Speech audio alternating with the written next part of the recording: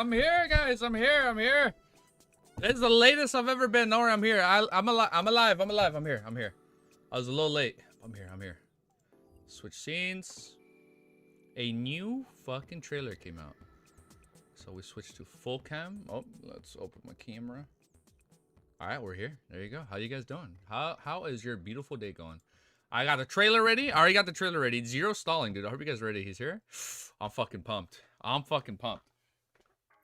You lost the lead. I don't want to hear no. I lost the lead. I didn't lose no lead. I'm letting him get the lead for now, okay? Because today, we're passing him, okay? And we're going to keep streaming. Okay, hold up. I have a headache, but we're going to keep going. We're going to keep going until I pass out. All right, but first, we're going to watch this trailer. It's part of the master plan. Thank you, Romero. You see, look, here's this is the key. It's like when I've been playing a lot of Mario Kart. This is the one thing I've learned a lot. You usually let your opponent get first placed, and then when you're right at the finish line, you blue shell them, and you go from second to first. Come on. I'm just playing like one big game of Mario Kart with him. Let me turn on my fan, and we'll start. Nah, fucking all jokes aside, man. Yeah, no, he's been streaming more often. Yes, he has the one up on us. Ends and Will type of plan. You know what, man? Maybe I've been listening to the True Creator ravings a little too much. Geeky, I'm only subscribing to the one in the lead. You better to read if you want that dollar. No, Cammy, don't leave me. Don't leave me, brother. You've been with me since the beginning, Cammy.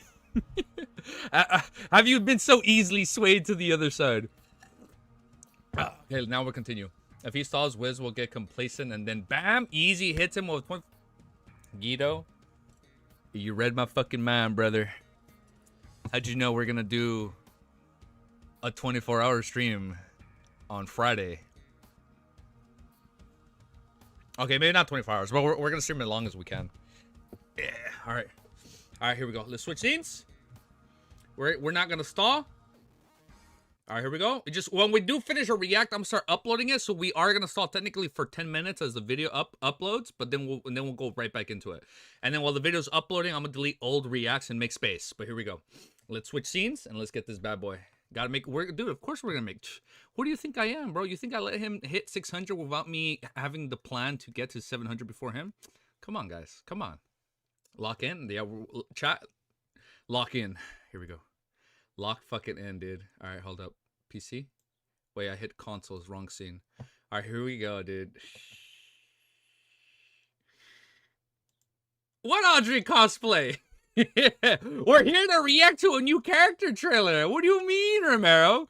Today is whose trailer? Look, quick tangent. Whose trailer are we watching today? I saw the thumbnail. I assume it's Klein. I thought it was an official trailer, but looks like Klein is getting his own trailer. Right? Is that what it is? I'm so excited. All right, hold up. Let me get my books. Let me raise my mic. And now, are you guys ready? I can't believe we actually got a Klein preview. Oh, here we go. I'm excited. How's audio? Is audio good? All right, audio's good. Are we recording? Yes, we are recording. Character Archive Klein. Ah, man. Here we go, dude. Okay. Ah! Is it the Antigonus family notebook?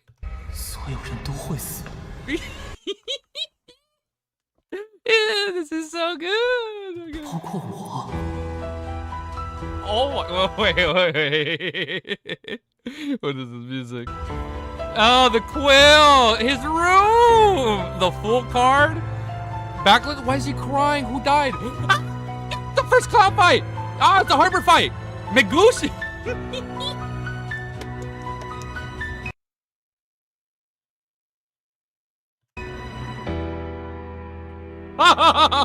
The eternal blazing sun fucking burnt him to a crisp.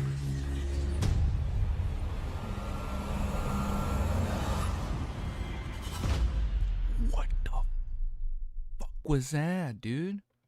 Dude, I fucking love the one eye of the True Creator right here. This shit is so menacing, bro. That trailer is so good, dude. Look at that. So much happened. What's up, Wiz? Dude, this trailer was so sick, dude. I hope we get a Susie trailer. Oh, man. Praise the true creator, man. Like, the more we read, the more I'm like, you know what? Secret supplicant, it ain't that bad. Suppliant, it ain't that bad, bro. Praise the true creator. Hallelujah. What was it? They call me Mr. E, dude. All right, here we go. All right, here we go. Here we go. We're going to go in frame by frame. So this is the Antigonus family notebook. Check. What is, no, wait, no. How do I even do that? All right, here we go. Wait, hold up. How do I skim? How do I fast forward in between, like, literally every single frame? Is it the period? This one? There it is. All right, here we go. The Antigonus family notebook. Check. Klein is freaking out. Does this mean... I don't think this is the last trailer. We have like 2 to 3 weeks before the alleged release. We can literally get... I hope we... You know what? I do hope we get a sissy one. I think that'd be really cute. Right? If we get a sissy one, that'd be really cute. I do also want... No, never mind. I would really like a Tracy one, but then I feel like that'd give away the twist, right? Bullseye. Well, yeah, we got Leonard. We got O'Neill. Okay, hold on. This is... I got so many questions. What is this? What is this? Where is this from? I'm sorry. Is this when he enters the mansion with his sister's friends? No, right? This is something else. No. Everyone will die, including me, dude. What is that eye? What the... Dude? You guys think it's old Neil? There's no shot. It's the eye. Wait. Oh, you're right. He did say they saw a pool of blood, right? Ah. Oh, that wasn't the Antigonus family notebook. Oh, that's his notebook. Got it. Yeah, that's where he writes, right? Where everyone dies, including me. Yeah, look at that, dude. Oh my God, so good. Yeah, he was in a river of sticky blood in the eye with it. Ugh, man, it's so gross. Oh, that's when he aims the gun and he can't pull the I thought he couldn't pull the trigger. It's the quill. It's 008. Hey, look at that. Look at that. No ink. Ooh, the Lord of Lampooning. Oh, and the bathroom himself. Praise the bathroom, dude. Look at that, dude. It's so sick. This is such a goated series, dude. Oh my, like the more I watch this, the more I fall in love. I'm sorry, this is where Dunsmith goes Super Saiyan, right? I literally remember him going Super Saiyan right here in this hallway. Is this the Trissy fight? Is it the... Some reactor said, is it like the Death Note with the quill? You know what? They might be onto something. Oh my God. Dude, look at this freaking card, bro. Look. Oh. Ooh, look at the page flip on its own. Look at that. Oh my God. I'm sorry. So this is his book, right? The backgrounds look like wallpaper. Dun's OST trailers. Dude, Dunsmith's OST was like hands-on, like goated. 600 plus chapters and still calling Susie Susie. Am I mispronouncing it? Wait, I went back to saying Susie. It's Sussy. No, when I said Sussy, people said it was wrong. So they said Susie. No, you're telling me this is Ince's room?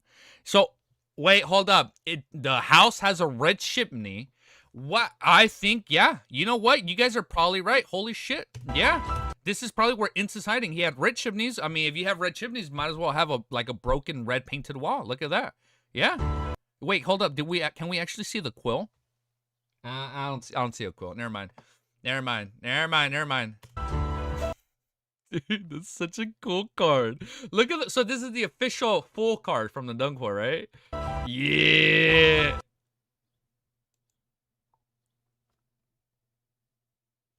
Oh my God. Look at that smile, dude. I'm sorry. What is that smile? Did you cash?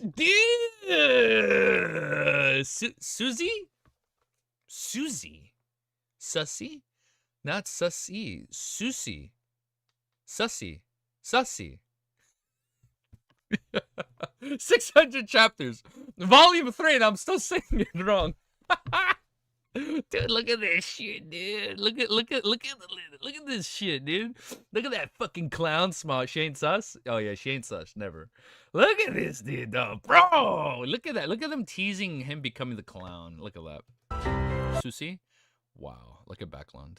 This is crazy. I thought you're American. Easy. Look, that's why I mispronounce everything. It's because I'm American. That's where all the mispronunciations come from. I know English, but I don't know the old English language, okay? I'm not up to date with the old English. Dude, this is such a cool shot, bro. I'm sorry, is he above the gray? He's above the gray fox, so he's looking down at Backland. Oh my god. Wow. Bro, this Donghua, bro. I'm telling you, man, I don't know what else comes out this year, but this is hands down anime of the year. Oh my god. Oh my god. Bro, oh well, I don't want to get into him crying, dude. I don't want to get into him crying. Dude, I'm telling you, dude, when this anime drops, I'm fucking watching I'm watching every single, like, translation, brothers and sisters. I'm watching every single Donghua translation that's provided on Crunchyroll. I'm watching them all. Because I get to rewatch it more, dude. Everyone knows America is only language that matters. I didn't say that. Bullseye said that. We'll be watching every episode 10 times. Bro, literally, yes. Unironically, probably, yeah. It's going to be a close race between LTM, TBHX, and AOTY. I don't know those other two. Oh, To Be Hero X and... What's AOTY? Watching the Donghua is going to be so good and painful. It's going to be painful. Dude, look at this, man. This is going to be us, bro. Day one, when it comes out, this is going to be us crying right here. Like, oh. It's so beautiful. It's like Cuttlefish. Thank you for writing such a beautiful series, dude. Oh, okay, hold on. So people pointed out that in Leonard's preview, you see all the fallen. Oh, not Leonard. In Dunn Smith's preview, you see all the fallen Nighthawk members in his reflection. Wow. Was it? Dude, look at the fucking clown, bro. Holy shit. This is from the harbor fight, right? No shot. So this is who he fought in the harbor. Yeah, I was about to say, I didn't catch Dunn's. I didn't catch that, bro. Dude, what the fuck is that on his arm? I'm sorry. Is this the Secret Order's, like, signia? Look at the damage transfer on his stomach and arm. Oh, he used damage transfer. What the fuck? It's a gunshot wound. He got shot in the stomach and then he oh. That is so sick, dude. That is so badass. Dude, I completely forgot he has damage transfer. Yeah. Oh my god. It's gonna be so cool because once we see this clown fighting, this is exactly what This is exactly what Klein's gonna be doing in season 2, bro. This is so crazy. He is pretty thin. Yeah, that is true. I'm sorry, but this is the clown that I just realized we did not say spoilers in the beginning. This is a spoiler video. If people have been this deep into our Lord of the Mysteries reacts, it's spoilers. He forgot to eat for weeks, bro. He's been digesting that clown potion, man. Look at that, dude. It's so crazy. I can't believe I forgot he has damage transfer. Even literally after reading Volume 3 with the Nets, I still forget he has damage transfer, bro. Dude, this is so sick. So this is the clown that wakes up when they're back, not at Chana's gate, right? But when they're back, like, when they're back with the Nighthawks, this is the one that wakes up and grabs Klein's arm, right? Ah, it's getting sick, dude. I feel like his last meal was that potion. His last meal was... Bro, why is this part went so smooth, dude? So much happened. I'm sorry, so much literally happened. Dude, look at Goose, bro. She's beautiful. I'd take her on a date. I'd treat her to some coffee, bro. You know, it's not what's on the outside that matters, it's what's on the inside. Wait, pause it. Wait, hold up, pause. Inside is the true creator's vessel. Full stop. Maybe not that deep. Hold on. Wood. Oh, shut up. You guys are gonna get me canceled, bro. Dude, this is gonna be this is so fucking Bloodborne, bro. I forget he gets stabbed right here.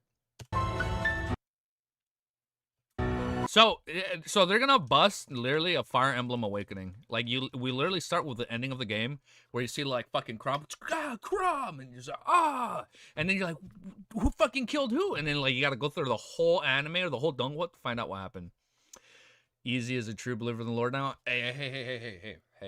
I'm like, the pendulum is swinging, you know? Like if I were to do that top ass divination, it used to swing counterclockwise. It's like slowly swinging clockwise. Well, I said it backwards, but you get me. Dude, this is crazy. What is this, dude? I'm sorry. Hold up. Wait, hold up. Don't say it right away. Should I know what this is or no? I do not remember a throne covered in blood in Volume 1. I remember the throne covered in maggots in Volume 1, but I don't remember a throne covered in blood. Should I know what this is or not? Or no idea, TBH? It might be some, like, new representation, no context. Okay, so no context. Nope. Okay, so this is something completely new. Yeah, because I don't remember no empty throne covered in blood. So this is when he looks at God, bro, right? Oh, it's a spoiler for way later. I don't want to know what that means. I do like how Season 1 is low-key adding imagery for shit I have not even read, and we're literally at, like, Volume 3. We're, like, 600 chapters deep. We unsent a message. I don't want to know what that means on here. I won't read that message. I don't want to know what that means. All I know, I do find it cool how the Dunqua, the anime, has started adding scenes that are not covered in Volume 1, Volume 2, and Volume 3, for what I know. So this is shit that you will not see. This is stuff that won't be answered in Season 1, Season 2, Season 3, and who knows for how long, dude. But look at him looking directly at God, bro. So this is when he looks at Eternal Blazing Sun, right? Oh, I'm so glad none of this is being censored. This shit is wild, dude. Oh my goodness. What is it, dude? Klein really peaked in he peaked in just for a little too long. That boy burned to Chris, dude. Man. Damn, man. They put him in the they put him in the air fryer for a little too long, dude. Truly Lord of the Bathrooms. Look at the Lord of the Bathrooms. I'm sorry. No, I'm not, you know what? I'm not gonna make a comment on that throne covered in blood. Never mind. Sorry. I was gonna say really full stop. Holy Attack on Titan, dude. Look at this, dude. Oh, that's the eternal blazing sun burning down the place. Or I mean, when he goes above the great fog. Yeah, I remember the first trailer. What does that even mean? Like, why is it on fire? Yeah, so this is because of the eternal blazing sun, right? Yeah. I'm sorry. Okay, what's in his eyes? Something has to be in his eyes. There has to be something in his eyes that we can take from. I don't know what this is, right? 99% of people laughed at EBS scene, but now? Now, this looks scary. Okay, I don't know what this is. I'm not going to read chat for like a few seconds just in case somebody accidentally gets a little too excited. I don't know what this is. I'm calling this, though. I'm going to say this. Alger's representation of the Hangman Tarot card was a little kind of like this, right? It looked a little bit like this when they showed his Arcana card. So I'm guessing maybe this has something to do with the True Creator, but this looks nothing like the True Creator because we know the True Creator has long silver hair. And this man, he looks... Oh, shit, we missed it. He looks like another bald brother, just like me. So, that... Oh, my God, what is that? There's, like, nothing here. I can't take anything away from... Oh, my God, wait, they've been shown... No spoiler, just speculation. Okay, no, I won't read again. I won't read on top. Long silver hair is Ouroboros. Thank you. I keep mixing up the mural depictions from Volume 2, and this is so cool, dude. Who the fuck is this? All right, what do we know in Volume 1? The only deities we've known is... No, it's not one of the Orthodox gods. There was never any connection. I know what it is. Hornicus Fligera. Do I know what that means? I do not know what it means. I have nothing but speculations on what Hornicus Fligera is. There is nothing. Not even like an eye. Not even like a glowing eye. Like, literally nothing. My man just has like some spider mouth over here. Like, what's going on? Who is this guy? Is that his hair or is that his nose outline? It's his nose outline. Ah, okay. I don't know if I should read chat. I'm thinking Hornicus Fligera. I'm gonna lock it in. If it's not the true creator, because it has to be Hornicus Fligera. Like, we know he's been hearing the ravings. I feel like this is the best representation of what the ravings is. I don't know if I should read chat yet. I just saw Romero. I don't know if Hornicus is... Okay, so look. I know Hornicus is a mountain range. Oh, wait, no. The first time he heard... Thank you, Hope Miller. The first time he heard Fligera, and then he heard Hornicus Fligera, and now I'm like... People are saying ravings? I think this is the ravings. I think this is literally what Klein... So we know Klein's hearing something when he's drinking the potions, right? I bet you when he drinks the spectator pathway, this is what he's going to see. Oh, wait, hold up. I'm not necessarily thinking it's Fligera. Shit, maybe I am thinking that. I'm thinking is whatever ravings Klein is hearing, that's what that is. That is what that is, all right? Whatever Klein is hearing, that's what that is. And then, dude, the freaking true creator eye. Holy shit. Oh, my God. Did someone say Flagerald? Wait, am I mispronouncing it? Dude, this is so crazy. It releases in June 2025, and we're in fucking June, dude. Holy shit. Oh, but we have made it, guys. I'm telling you. Whatever you need to do, I don't care if you live in the hood, if you live in a beautiful neighborhood, whatever you got to do to stay healthy and safe, you stay healthy and safe. Because we need to make it to this Donghua release, okay? I don't care what you got to do. All right, for anybody out there that's into crime, do not do any crime. I need you to be nice, safe, calm, because we got a Donghua to watch, all right? And we're gonna be watching this every week. Not only are we watching this every week, we're watching every single translation, all right? I'm gonna need you guys to be nice, healthy, all right? If you're unhealthy, I need you to get in shape, stay healthy. Hold up, you guys. Wait, hold on. I'm not trying to tell you how. I'm not trying to tell you how to dictate your lives, but you guys gotta be healthy. You gotta be careful. No crimes. Don't stay away from the junk food. Do not listen to the ravings. I need you to behave, tempt the temptations. Do not give in to impulses. I need you to follow the teachings of Sharon and Merrick, okay? What are... Oh, I forgot their teachings. What are their teachings? Resist and do not indulge. I need you to resist, do not indulge. Be safe out there, all right? Because that trailer, the anime's coming out this month, all right? And we all got to be there, all right? And was that a 2-minute trailer react? I'm kind of scared to look at the runtime. Pray to the... Romero said that, not me. I'm on Praise the Fool. I need to see more of the true creator before I fully go Mr. E. But for right now, it's still easy geeky. Now, did we do a 2 to 10 minute react? We have a 20-minute react on a 49-second trailer. I don't know if that's a good thing or a bad thing. I think that's a good thing. That just shows my genuine excitement. That just shows my genuine excitement. All right. I really hope people don't think I'm milking this shit, because this is just really sick, dude. All right, now we're just going to abruptly cut the recording. And then we're going to wait for the next character react. W react? Hey, yo, thank you. W comment, bro. Just hope the whole season drops at once. I don't know. I don't think I'd like it if it Holy Yap Fest. And you know what? It was a good Holy Yap Fest. We definitely heard the ravings. Amma, you missed a 20-minute react to a 50-second trailer. All right, to the people watching the video, have a beautiful day. I love you guys, and I'll see you very soon. That's crazy. I thought that was like fucking 10 minutes, guys. Holy fucking shit.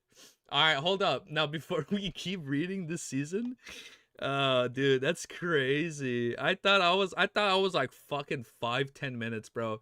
Like I wasn't even trying. Yeah, it just kind of happened, bro. That is so fucking wild. All right, let me see how long it's gonna take to upload this bad boy.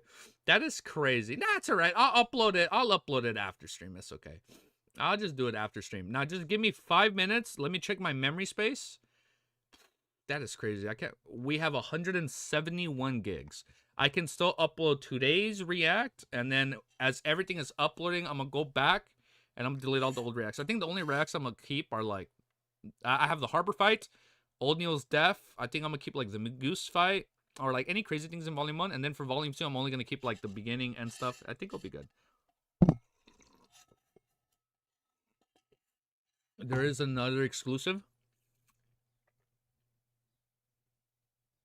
What did I read? There's another trailer with 2 additional brand new frames. Wait, we got another trailer?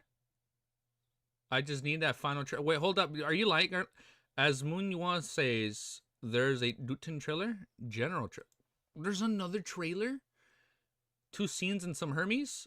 Look at Discord. Oh my god, oh my god, oh my god, oh my god. There's fucking more? It's an official. There's more? Nothing too crazy, but still cool to see. But let's. Why is Discord installing 1 out of 18 updates right now? Okay, it did that super quick. There's another fucking trailer. Somebody said it's only like a few new scenes, right? Okay, it's a few new scenes. All right, hold up. I'm going all the way down. All right, hold up. Scrolling down. Easy if needs to react.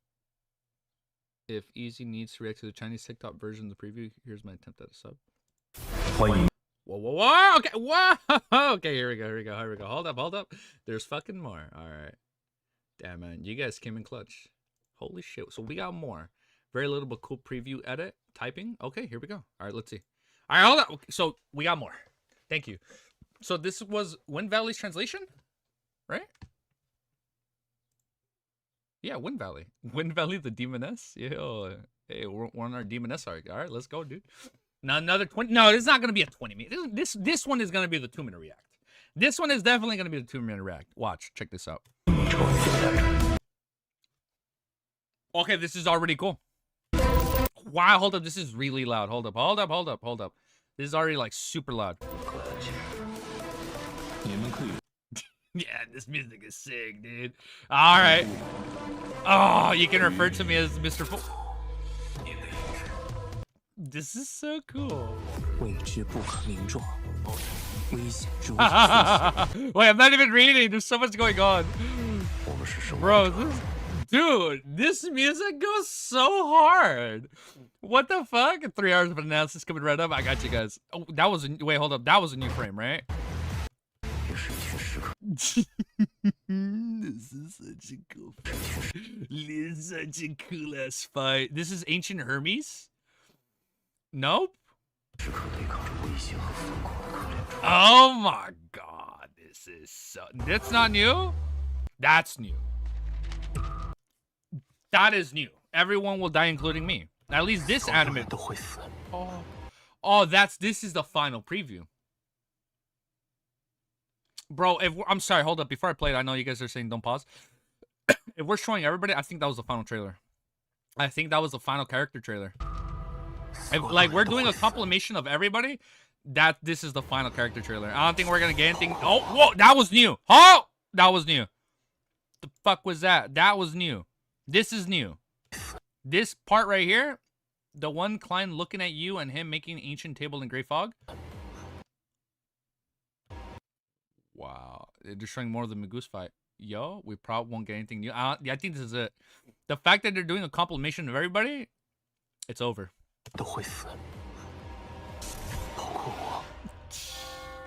Oh my god, that is so sick. I'm sorry, is this after we've killed Magoose? Is this like after we've killed the true creator? Holy shit, the true creator is connected to the moon, huh? I don't think we're gonna get a Trissy trailer, man. Hold up, bro. Wait, what we've been talking about this red moon we've been talking about the Crimson Moon for so long, right? This has to be connected to a creator of something in some way. Like, there's no shot. We just have a red moon and that's it. Look, we kill the true creator, right? We kill Migoose. We kill the vessel.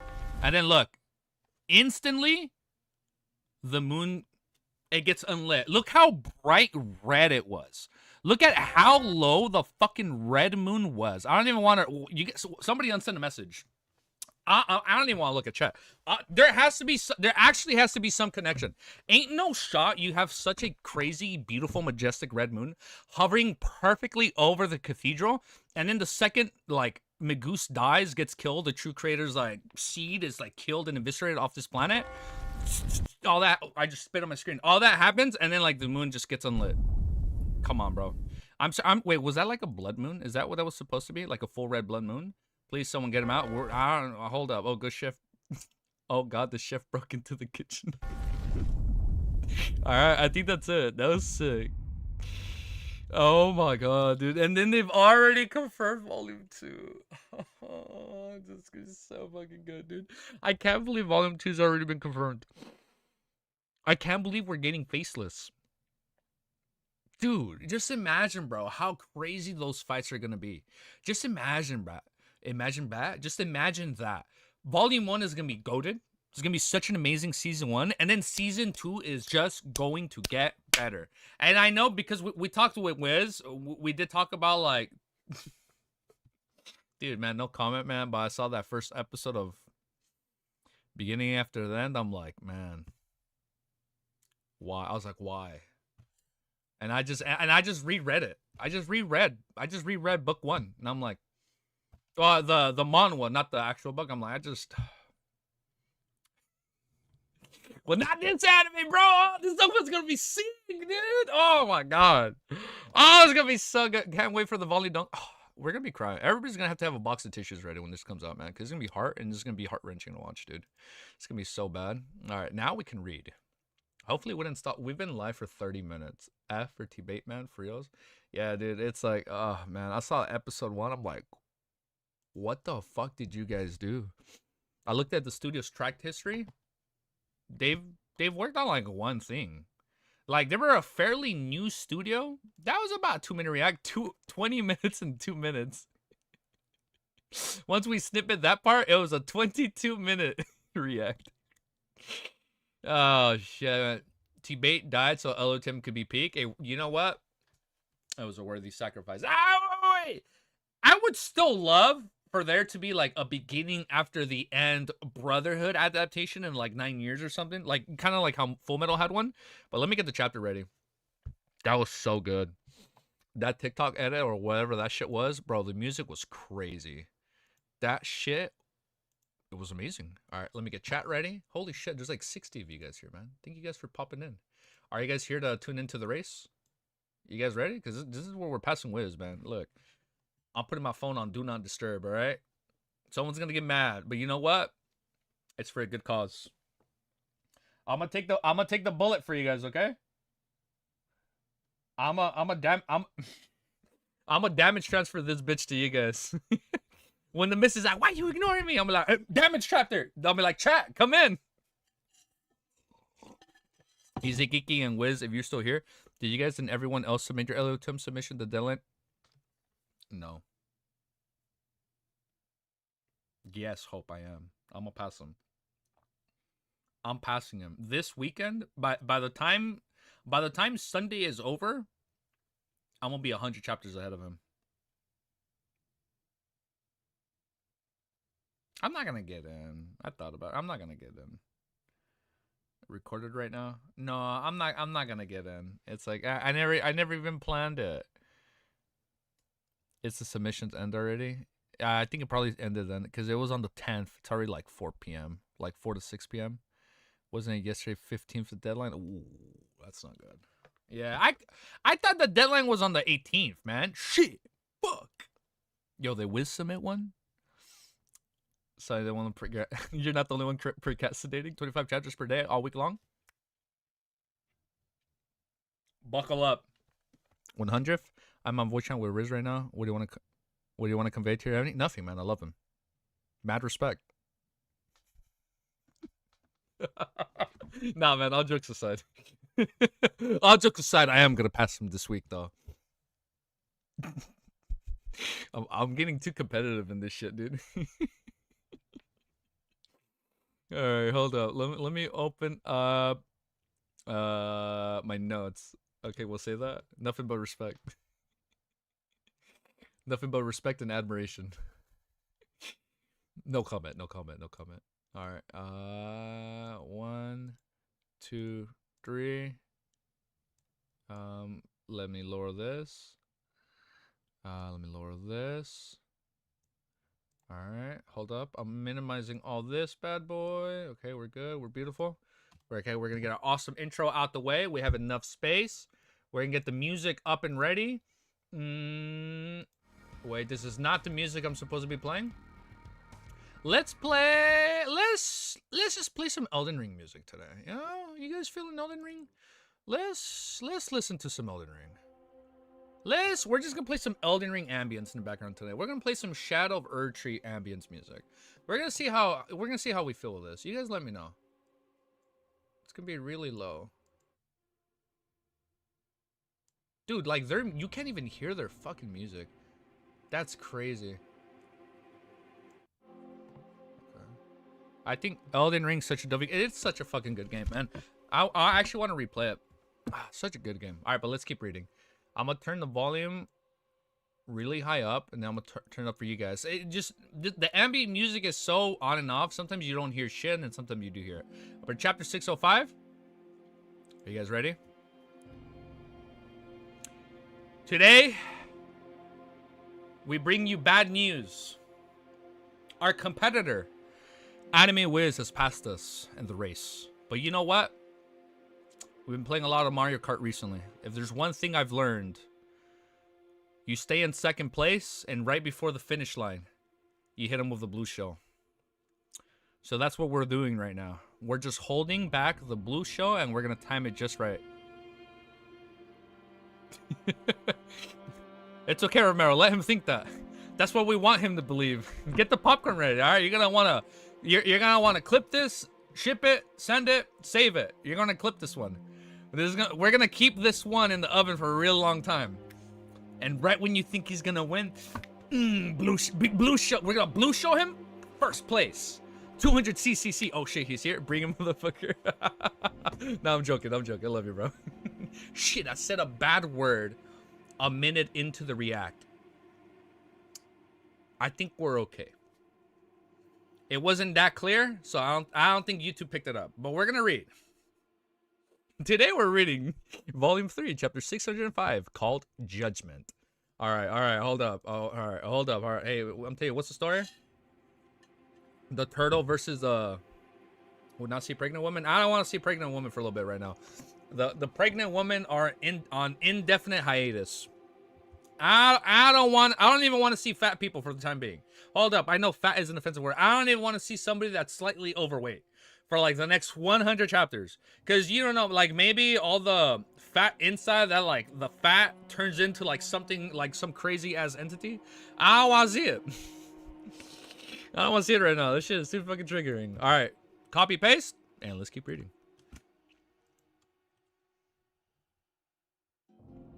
In Lord of the Mysteries. Hold up. In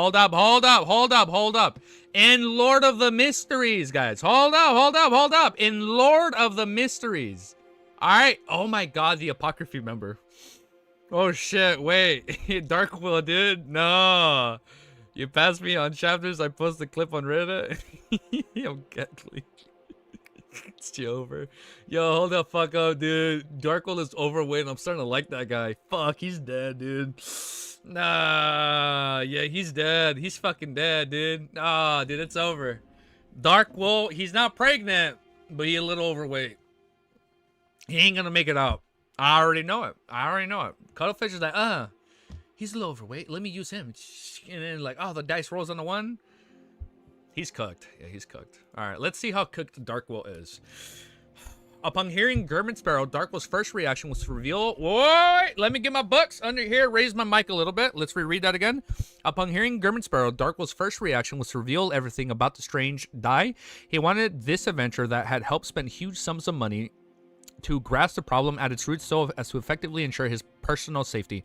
But on second thought, he recalled his teacher exhortations, believing that the die might very well be a rather, I'm reading wrong already, will be a rather important sealed artifact of the life school of thought. He was afraid that the truth would entice him to cause even more negative developments. There are plenty of rumors about adventurers who kill their employers during missions in order to earn greater benefits for themselves. I don't know Gurman Sparrow, and I have no idea what kind of character he has. I need to be cautious. Besides, the die has automatically rolled a 2. The situation isn't at its worst and most inducing. I can still wait for a chance. Darkwell hesitated for a few seconds and finally decided to talk about the superficial matters while avoiding the key points. He subconsciously dodged Gurman Sparrow, seemingly calm. It's this. My teacher and I belong to a secret organization. I'm escaping because a traitor appeared internally. A traitor. They grasped the pathway related to... It's freaking Monster. I'm sorry. Is the dice related to Monster? Right? Your fate is at the hands of a dice roll, right? You have 1 out of 6 chance, maybe. Maybe it's like a monster characteristic.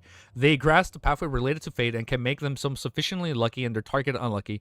I might have been cursed, so I was unlucky enough to be struck by lightning. After explaining, he forcibly hit the nervousness in his heart and awaited Gurman Sparrow's reply. Will he believe me? This kind of adventurer with rich experience and strength is likely hard to deceive. If he were to discover that I'm lying, he will likely sink me into the ocean. Darkwell stood there anxiously like a student being summoned to the teacher's desk. He's indeed from the Life School of Thought Monster Pathway. Klein nodded and thought, oh shit, you're right. Life School of Thought Monster Pathway. Klein nodded and thought, I understand. Try to do as little as possible. I will consider how I'll deal with you. With your bad luck. Darkwell was taken aback, completely unable to believe that Gurman Sparrow would easily accept a lie he fabricated on the spot. He forced a smile and quickly expressed his gratitude. Can he take him above the gray fog and then, like, purify him? No. It's only the dice. It's not him exactly. Then he returned to his room, leaning back against the door as he took out the ring box. What kind of sound effect did I just read? Pa. His hand trembled as he openly lid, only to discover that the milky white die had already strangely rolled itself to have a 6. How is it rolling, bro? If all sides are like completely like sealed, to have the side 6 facing up, did this mean that I was lucky enough to successfully fool Gurman Sparrow? Darkwell thought in enlightenment. Mr. Harry swooped down and didn't choose to perch on the chubby pocket of his shoulder. Apparently, it was still someone worried about how it could have also been implicated when Darkwell was nearly struck by lightning. It stood on a wooden desk and stared ahead with its round eyes. Darkwell, you're very nervous. You don't have to tell me that, Darkwell said in frustration. The owl spread its wings and said, all right, I'll use a different explanation. I believe I should consider changing owners. Gurman Sparrow seems to be a pretty good... No shot he's gonna leave him. Gurman Sparrow seems to be a pretty good choice. Then what about me? Darkwell asked in surprise, momentarily forgetting his anger. Mr. Harry tisked and asked and said, wow, I am out of it today. Don't you sense the concern and fear in your heart? You're already suspecting whether you can see tomorrow's sun. The strange die is really, really dangerous. If I were you, I would have thrown it out the window and into the sea and get your teacher to fish it out himself. How do you know about my teacher's teacher? Darkwell blurted out the question. Mr. Harry proudly lifted its head and said, don't doubt an owl's vision. Darkwell fell into thought and didn't phase him. Let me fix my stand. And didn't face himself with an answer. No, that won't work. Throwing the die into the sea would have resolved all my problems. According to Old Man, even if it's buried out at sea, any powerful person will be able to find it in days. That will mean they'll really lose it. Silly bird, you lack general knowledge and mysticism, and you don't know how many important sealed artifacts are just like the most popular workers in the Red Theater. They'll always be able to attract hungry men, including you. Harry calmly replied, as for the problem being lacking in general knowledge and mysticism, I believe a famous quote can explain it. Emperor Rizal once said that if a child doesn't receive a good education, then it's the father's fault. This sentence can also be used to describe the problems between a pet and its owner. Alright, Darkwell, regardless, I believe you need to discuss the die with Gurman Sparrow, otherwise there will only be greater danger. Let me wait and see a little longer. Perhaps it will be fixed at 6, Darkwell said with some hesitation. Cap. He sat on the edge of the bed before lying down. At this moment, the storm that had been howling and gradually calmed down. The sky began to turn calm, and the liner blew its horn, indicating that it was setting sail. Inside the first-class cabin's living room, Klein looked out the window, saw the blurry rainbows that appeared after the rain, yet his heart wasn't calm. He wasn't too afraid of enemies. Out at sea, apart from the 4 kings and the official demigods of the pirate admirals who appeared with their complete. There were many few matters that could threaten him, who had creeping hunger and several mystical items. Even the ship was sunk, he was able to escape thanks to the many charms he had from the sea god domain. But luck was something he really had no confidence in. It wasn't within the limits of his abilities, nor could he think of a way to handle it. Although my title is the King of Yellow and Black who wields good luck. Liner. Oh, like Reiner from Attack on Titan, just Liner. Got it. Thank you, username. I did not lose my place. Let me just find where it says the fool who... King of Yellow and Black who wields good luck, found my place. That was modified from the luck enchantment ritual, and the luck enchantment ritual clearly wasn't to allow people to get out of bad luck. Dark Will's matters is quite difficult to handle. I can only invest more effort into keeping a close eye on his situation. I'll immediately rescue him if something unlucky that can cause death happens. Let's hope that we can last for these few days until we arrived at Oreo Island. Did I say Oreo Island? Or Ravi Island. His seniors should be able to help him change his luck. Klein rubbed his temples, but he didn't show any abnormalities. Darkwill, who had been too nervous the previous night, fell into a deep sleep without realizing. After a while, his stomach growling informed him that it was time for lunch.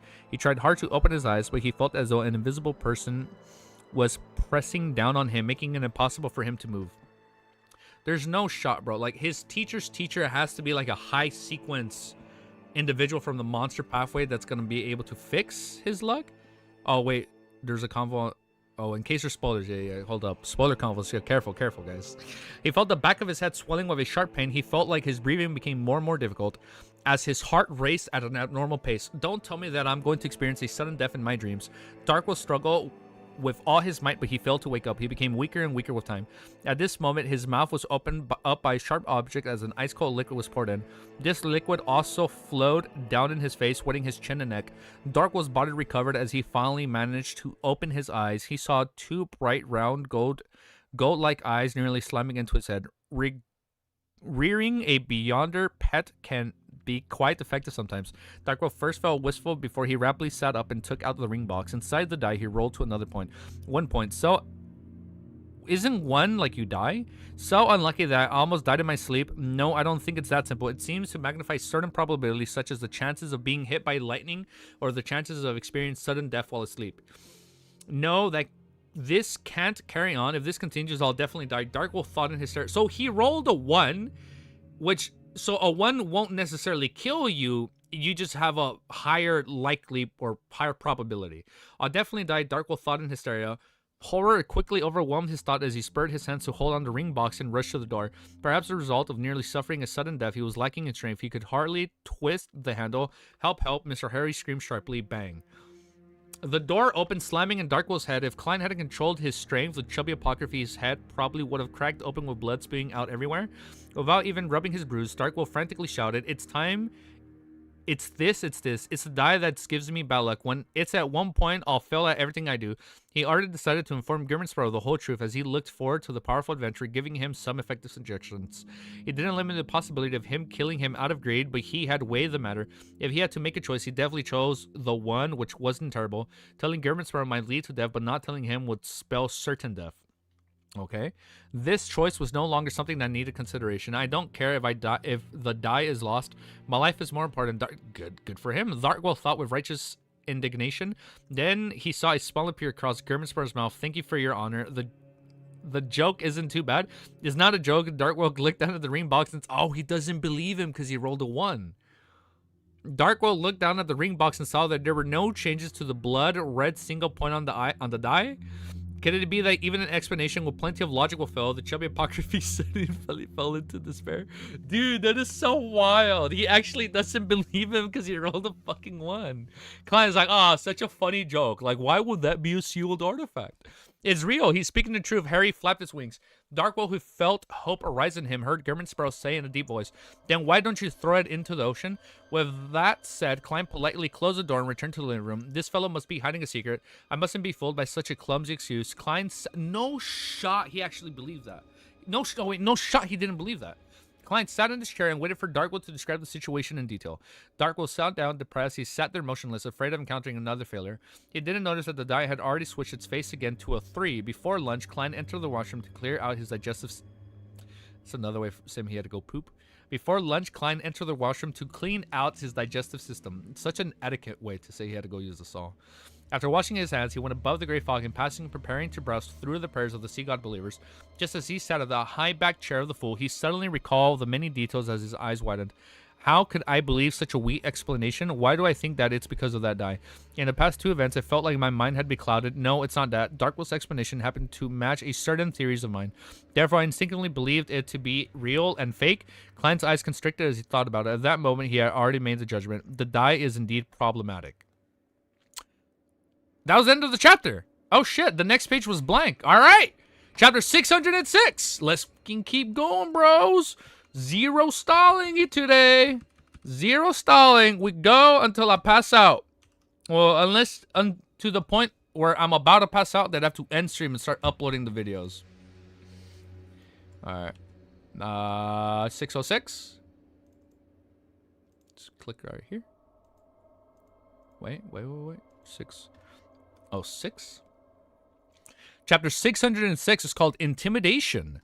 Above the great fog, by the way, man, thank you. There's still 30 of you guys here. Thank you guys for hanging out with me today. Above the great fog, inside the palace that looked like a giant's resistance. Yeah, man. Thank you to all our new members, to our beautiful mods, everybody that's been tuning in since day 1 or even after volume 1 or 2. Thank you guys for hanging out with me. Above the great fog, inside the palace that looked like a giant's residence, Clang tapped the edge of the model table as his thoughts revolved around the stage die. It can influence me without me realizing. This is already something similar to 008. I'm sorry. Is the die grade 0? I was thinking grade 1. This is already... Oh, hold up. If it was able to fool Klein, it has to be grade 0. This is already somewhat similar to 008 from back then. It's just that one is right in front of me while the other is hidden. It's definitely a sealed artifact in that existence. And it's the kind that exists at a very pinnacle. Even if it's not a grade 0, it has to be very special existence among grade 1s. All right. So it's like a high 1, low 0. I'm temporarily unable to interfere with matters regarding fate, but I can't just passively face it. With the passage of time, objects at the level of sealed artifacts will often cause more severe damage. It might begin to affect people around the chubby apocryphy, such as me or all the other passengers on the ship. Klein thought over the matter seriously without any solutions in his mind. He decided to immediately return to the real world. He didn't know how to seal the die or how to reduce its influence, but he knew someone had a clue. It was the snake of Mercury. Didn't Will say to stop bothering him? Like, I'm only a fetus. Leave me alone. It was the snake of... Nah, I think he's gonna be chill. I think he'll be okay. It was the snake of Mercury, Will Ossipton, who was still inside his mother's womb as a fetus. Oh, no. Ah, cuttlefish. Don't you even fucking dare. Don't you even dare hurt this beautiful, innocent woman. Oh my god. And like, bro, like we just have to like not think about her for like 5 volumes, and then she's gonna have a beautiful safe delivery. Because now I'm scared for the mom. And I don't even want to read chat, bro. I don't even want to read chat right now, bros. I'm traumatized. I'm scared the other snake of Mercury is gonna find her and then just take the characteristic. Everything will be fine. Thank you someone. Of course everything will be fine. Entering the master bedroom, he took out the paper crane in his wall and placed it on the table. Klein took a look at the surface, which still had signs of being erased. He picked up a pencil and wrote a simple question: how do I deal with that die? He folded the paper crane back into its original form, stuffed it into his wallet, and went to the door of the servant's room before knocking on it twice. This was an involution of German Sprouse persona because he was a gentlemanly madman. Of course, Klein was mainly afraid of bashing Darkwood to death by rashly opening the door. This was something that he had learned for the movie franchise Final Destination. I'm sorry, did he see the new Bloodline movie? This was something that he had learned from the movie franchise Final Destination. In addition, Klein was also worried about witnessing something disgusting or unpleasant. With the preferences Darkwood had exhibited when he realized that he's in extreme danger and unable to extract himself from it, with waiting for death being the only option available to him, there's a no-zero chance of him pleasuring himself to climax one last time. Klein lampooned as he heard the chubby apocryphy's weak reply. What's the matter? It's good that you aren't dead yet. Klein carefully opened the door and leaned his body a little forward, looking at Darkwood, then opened a ring box which was sitting in front of him. He calmly asked, what's the score? Can't you check it for the papers yourself? Sports section? Darkwood remained silent. I'm asking about the die. Klein simply added, It's still at 3 points. Darkwolf first answered instinctively before turning his head and jumping up. You believe me. Klein didn't reply so as to prevent him from recalling how German Sparrow had been fooled by the die. He turned around and said in an unperturbed tone, "Bring the die outside." No, no, no. All right, all right. Darkwolf and Harry cried in joy almost at the same time. Oh, because they believe him. They either raised their arms or wings. After the chubby apocryphy carefully carried the ring box out, Klein pointed at the coffee table and said, "Put it on there." It's not good. You aren't considering unlucky enough. Otherwise, I would have already beating you up. Klein thought and calmly instructed. From this moment forth, both of you will take turns to monitor this die. Once it drops below 3 points, you are to inform me immediately. Both of us. Darkwolf wore a blank look for a moment, including me, the owl perched on the edge. Yeah, because then he probably won't believe him. Including me, the owl perched on the edge of the chair's back, raising its right wing. Klein leaned back into the sofa and crossed his right leg as he said calmly, "This will help in maintaining focus and energy." With that said, he gestured to the owl with his chin. "You're up first. My name is Harry," the owl grumbled. Harry. Klein resisted the urge to laugh as he said to Darkwolf, "Put the bell and get the attendant here. From this moment forward, we will choose to have the room service for our meals. Before reaching Oravi Island, you have to be in the living room at all times. You are not to go there anywhere. You are not to go anywhere, even if you wish to use the washroom. It will be when it's a 3 or a 4.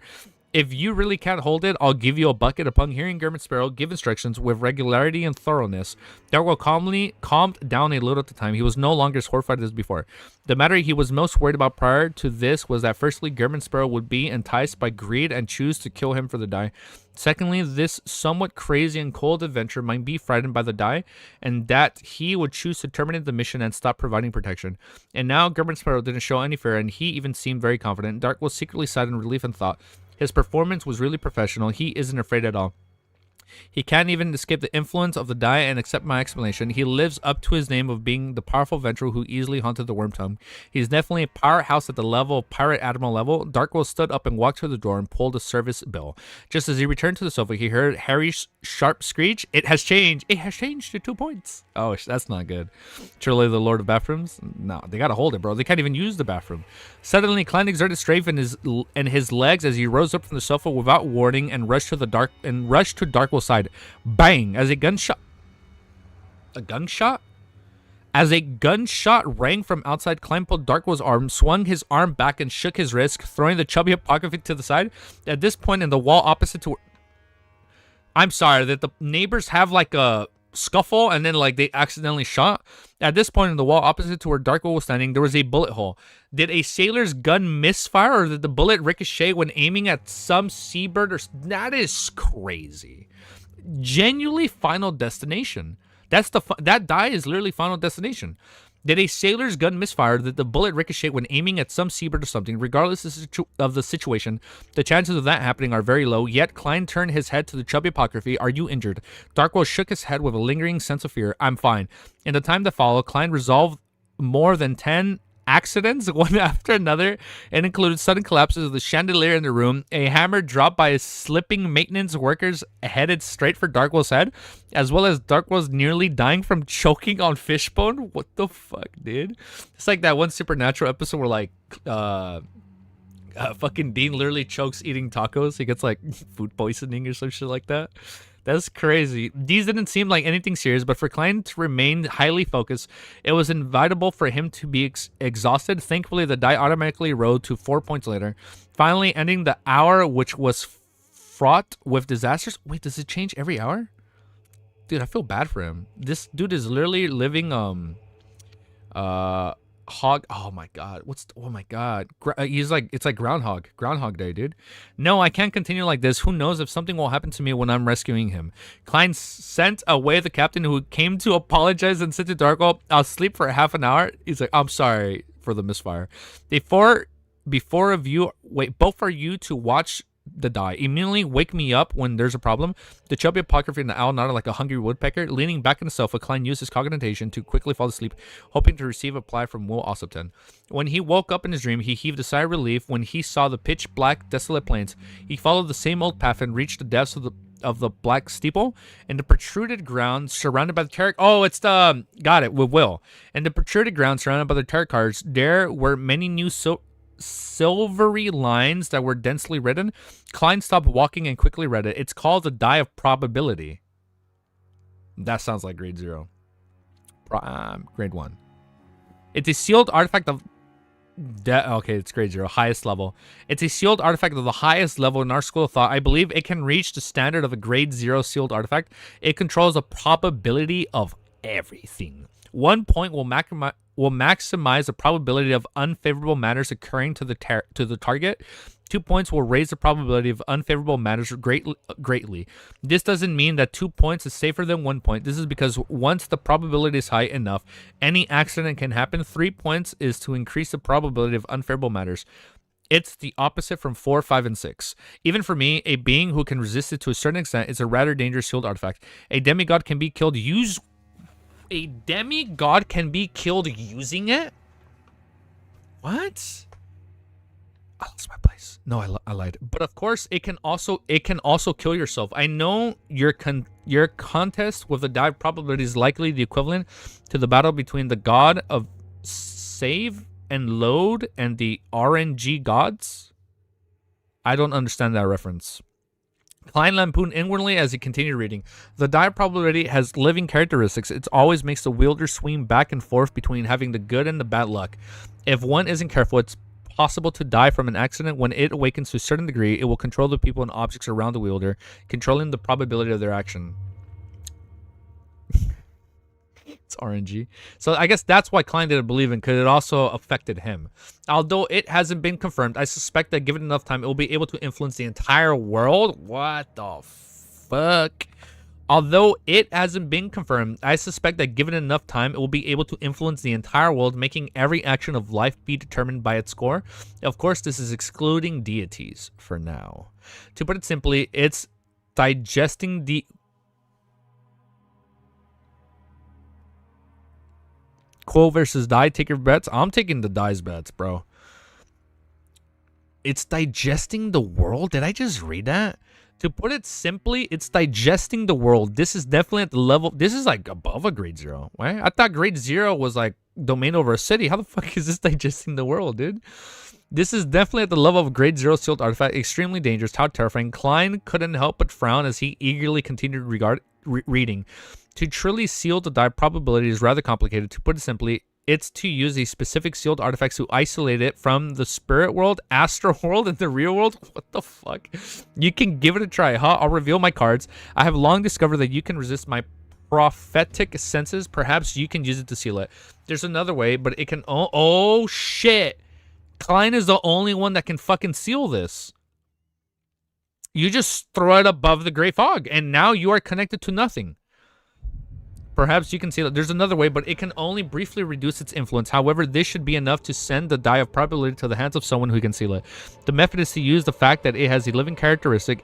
Use an effective method to intimidate it. That way, it will behave calm down for a period of time. Creeping hunger. It will last at least 12 hours before continuing. After repeating acts of intimidation, the influence it receives will decrease. The influence it receives. So over time, it like builds an immune system to its fear or whatever. After a week, it will mark you and madly control your probabilities because you keep scaring it, right? And madly control your probabilities. Finally, thank you for your help. Sincerely yours, Wool Ossipton. As expected of the Snake of Fate, he has indeed discovered my uniqueness. Throwing the die of probability above the gray fog should be able to seal it. But the problem is that a grade 0 sealed artifact with living characteristics might influence the space above the gray fog and chase me away, making itself the owner. What? How does he come to this? Well, it's polite. He's a nice guy. I like him. How would he know that? Such matters cannot be answered with divination. It will definitely be able to resist, just like 008. Klein rejected the idea of using the gray fog. Wait, the music sounds really loud now. Let me lower this. As the thought whirled in his mind, he suddenly had an idea. Klein quickly left his dream and woke up. He said to Darkwell, I have a method of suppressing its influence. What is it? Let me take it to the bathroom. Darkwell asked in pleasant surprise. Klein didn't answer, and he picked up that probability, which had 4 points facing up, so now his chances are high. Before entering the washroom, what does he want to do? I remember. Did he fucking... So did he, like, put it up there? Huh? It's like, where did he hide it? Oh shit! Klein quickly left the dream and woke up. He said to Darkwell, "Oh wait, hold on. What is it?" Darkwell asked in pleasant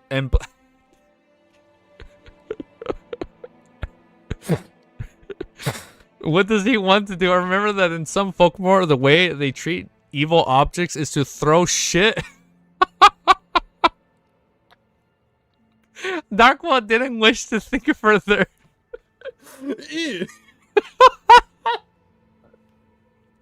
This series is so fucking funny when it wants to be funny, dude.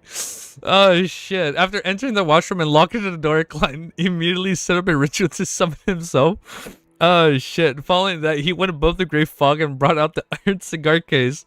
Oh shit, dude. Then he picked up the die and probability. You see, me and Darko had two different different thought processes. He thought he was gonna throw shit at it. I genuinely thought like maybe he's gonna think he's gonna put the die up there, you know? Truly the Lord of Bathrooms. Then he picked up the die probability and opened the cigar case. And the cigar case. He's gonna put it with Rosago's characteristic. Then he picked up the die probability and opened the cigar case. Inside of the cigar case was the all-black eye, which came from the marionettes. Under the darkness, Klein's face was cloaked in the shadows. He watched with a deep eye and the gloomy gaze as he brought the die probability close to the strange eye. It was a bionic characteristic which contained the true creator's mental. Oh, that scares it. Not digesting, it's digitizing the world, as pointed out by someone's wildflower. Oh, I'm sorry, tunnel vision. Wait, really? So it's not digesting, it's digitizing the like Digimon. My bad. It's digitizing the world, as pointed out. What does that mean, though? Like, it's like, is it analyzing the world? Like, it's like taking data. Don't ask me what it means. Okay. I don't know what. Okay, we'll look into it. Well, I have to look what we'll look up what that means. I assume digitizing meaning like it's taking data on the world for whatever reason. It was a bionic characteristic which contained the true creator's mental corruption. The corners of his mouth cracked open as he revealed a genuine smile and whispered to the die in his hands, "Here, let me treat you to a concert." It's a this is a reference to the game. It's a reference to how gamers will attempt to save and load the game to beat the game's RNG for a better item. Safe scumming. I've done that. I've done that before. And the second reference was random number generator. Of course RNG means random number generator. Okay, I've done that. I've been a save scum here and there. I'll admit to that. All right, next chapter. I'll admit to that. I've save scummed here and there. So the die is digitizing the world. Wait, hold up. I'll read that right now, Slime. Let me just do my timestamp. Something about the world. Okay. Let me just do this. Copy title. Paste the title. I think I can make this a little bit bigger. Hold up. We made it a little bit bigger. Got it. What if I just put it up here?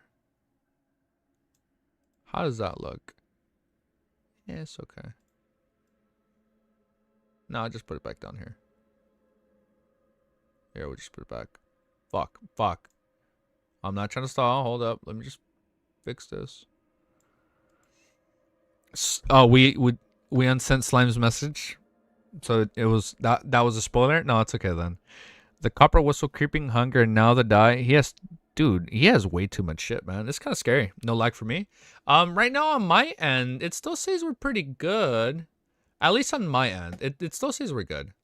Let me just organize this so I can see better. Yeah, at least for me, it says my stream health is still okay. You know what? I can probably...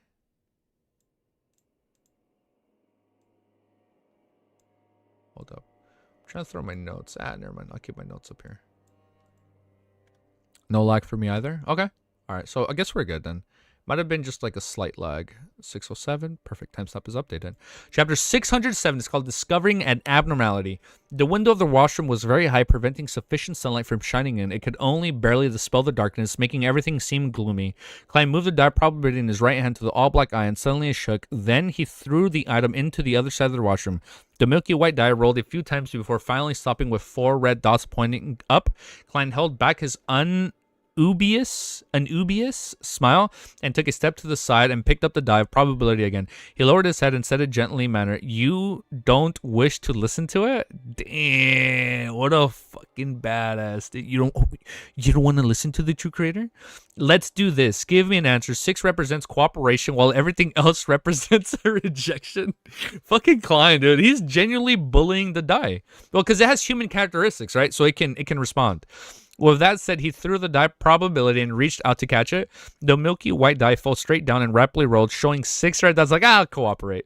Very good. Klein praised with a chuckle. After throwing the all-black eye above the gray fog, he turned to open the door to the washroom and slowly walked to the living room. Under Darkwill and Harry's gaze, which was filled with anticipation, worry, curiosity, and puzzlement, he suddenly stopped and threw the die probability out. No.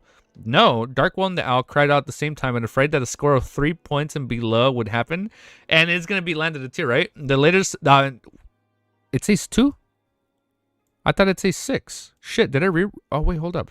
The ladder subconsciously flew up to distance itself from the fatty who might be struck with... That is a mean characterization.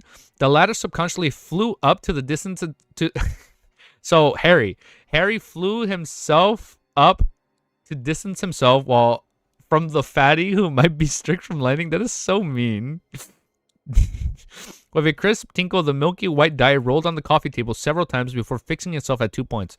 Just as the color in Darkwell's face drained, the die languidly rolled and fixed itself on 4. For the next 12 hours, it will be relatively quiet. Klein calmly sat down and began enjoying his breakfast, which had no longer turned cold. He really had a solution. Darkwell lowered his body and stared at the strange die on the coffee table. After nearly a minute, he couldn't help but extend his hand and throw the die, managing to roll a 6. Just as his palm left, the die moved by itself to a 4. How magical. What method did German Sparrow actually use? Did he really shit? Did he really shit and soak the die inside? No, I can just imagine German.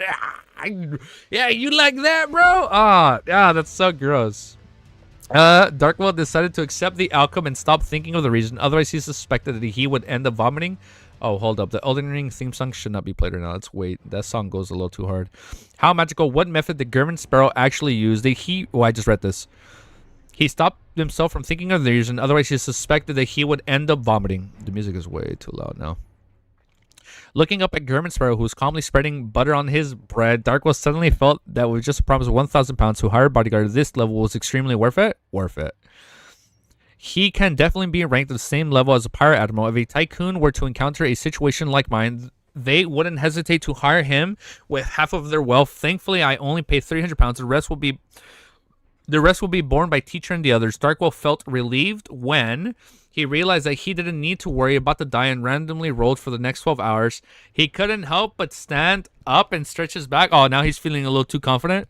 He walked to the window and opened the tightly shut window to see the sparse clouds scattered across the clear skies. The endless azure blue sky stirred under the reflection in bright sunlight like it had countless golden fragments scattered in it. This energized Darkwell as he felt a burden be lifted from his chest. Unlike Backland, which would only become warm by the end of February, the Rorstad archipelago was no longer plagued by the cold. Life had returned to this area, facing the sea and the blooming of the flowers in the warm spring. Klein, who had finished his bread, walked to a spot behind Darkwell and felt like he was an animal who had been awoken from his hibernation. He didn't recite the poem. The flash passed his mind as it didn't suit German Sparrow's persona, and technically it would probably make Darkwell reflect over Emperor Rosel's poetic talents. Hold up, the music. I don't know why I'm playing boss music.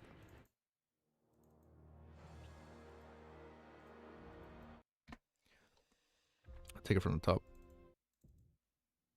Let's take it from the top. I swear I get justice for these sold artifacts. I feel bad for the die now. I do feel bad for him. We'll continue from here. He realized that he didn't need to worry about the die's random rolling for the next 12 hours. He couldn't help but stand and stretch his back. He walked to the window and opened the... I just read this, right? Where's the archipelago? Sorry, I took a sip of my coffee and I got lost. Facing the sea and the blooming of the flowers in the warm springs, Klein, who had finished his bread, walked to a spot behind Darkwell and felt like he was an animal who had woken from his hibernation. He didn't recite the poem that flashed past his mind as firstly, it didn't suit German Sparrow's persona, and secondly, it would probably make Darkwell reflect over Emperor Rosel's poetic talent. Until the evening, the die still didn't roll, but the weather had changed. Strong winds howled. No shot, the wind is going to blow him away. Strong winds howled as the dark clouds gathered. A storm was brewing. This was the most common danger at sea. Even if one took a safe sea route which had been traversed by others, one would occasionally encounter similar situations. It just wasn't as terrifying. Klein looked at the tall waves of the dark sky, and he felt as though the ship was cruising through a mountain valley. By the sides were the tall blue cliffs that could topple down at any moment.